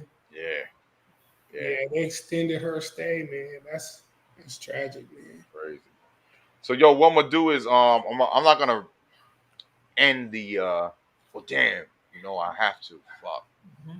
I wasn't gonna end the Twitch and restart in this case I didn't get the alert, but I had to because I'm going through StreamYard. Wait, no, I might be able to because I was gonna share the screen of the stream on YouTube. I think I can do that. Oh, last thing but not least, I just want to share this real quick. Bro. Angels and man, now you know when they always say it's a brawl, they just be pushing and shoving, and then it'll be nothing. Nah, these motherfuckers was doing it, and it happened after a weekend of hit pitches, so it was it brewed up to this moment. Hey, Look, now they laughing. Yeah. B-Dub earlier said sign and trade to the Lakers. Who B-Dub? Who did the sign and trade to the Lakers? Oh shit! He said something in the chat. Sign and trade with some another breaking news. Lakers, that's what he put. B-Dub had in the chat. Sign and trade to the Lakers. No security on the baseball field. Correct, Rob, again. Somebody, that's got to be changed. Because, like, that could have really went horribly. I mean, they had time to fight a second time. Yeah. Yeah, still no security. Yeah. But you know, if that would have been brothers, the melee at the palace. Oh, yeah. Police all time on Very true. 5-on-5. Very true. 60-on-60. Crazy, y'all. But I guess it is a little different when you're going into the stands. yeah, beating up, yeah. Customers, yeah. Yeah, it might be a little different.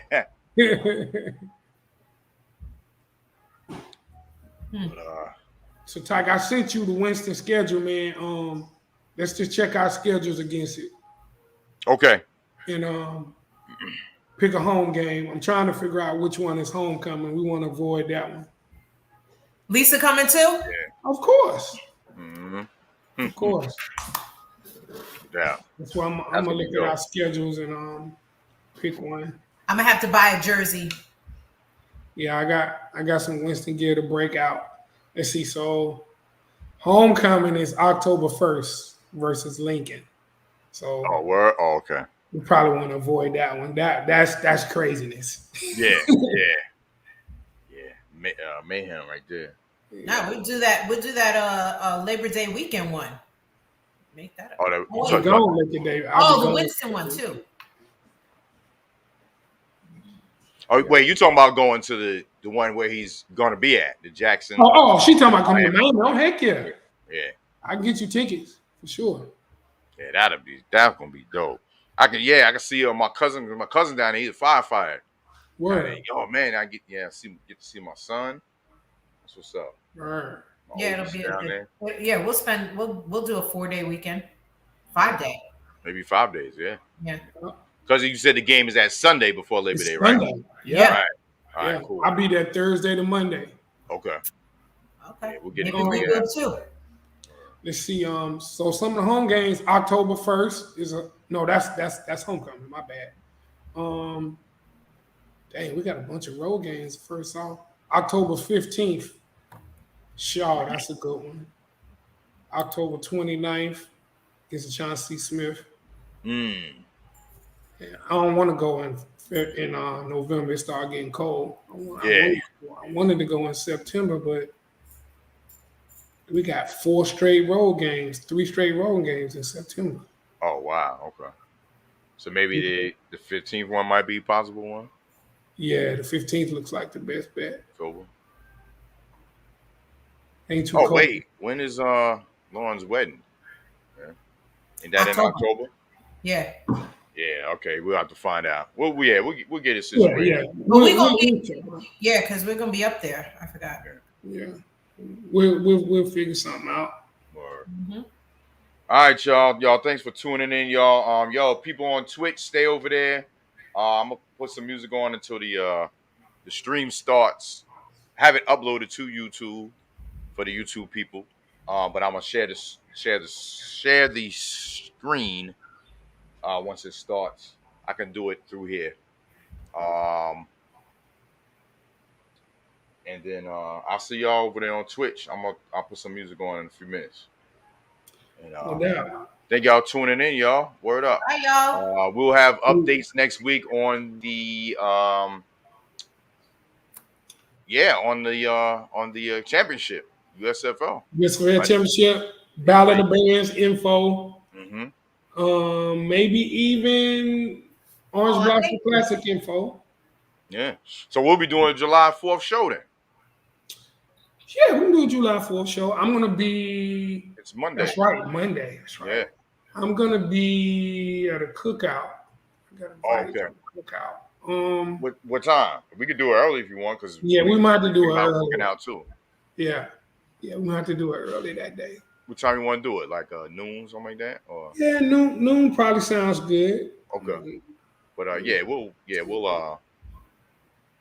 we'll get everything situated between now and then. Word. Thank All you, right, y'all. Thank y'all so much. Y'all stay with us, y'all. YouTube people come over to Twitch. I'm gonna play some music till it starts, and then y'all want to come back over to YouTube, and we're gonna rock out and reminisce, y'all, on the Fullblast meet and greet, man. Still high, bro. Still high. Thank y'all so much. Thank you to my lady Tigers in the building. No doubt, you are a great co-host. Word. She had one Jets joke, you know what I'm saying, but it's all right. I know you didn't get a jab back. I was wondering. All right. You being a Mets fan, that's good enough. Wow. Wow. Thank goodness your turntables are the same color. As the Knicks. Yeah. Oh damn, I can't even say that anymore. Good night, y'all. Peace.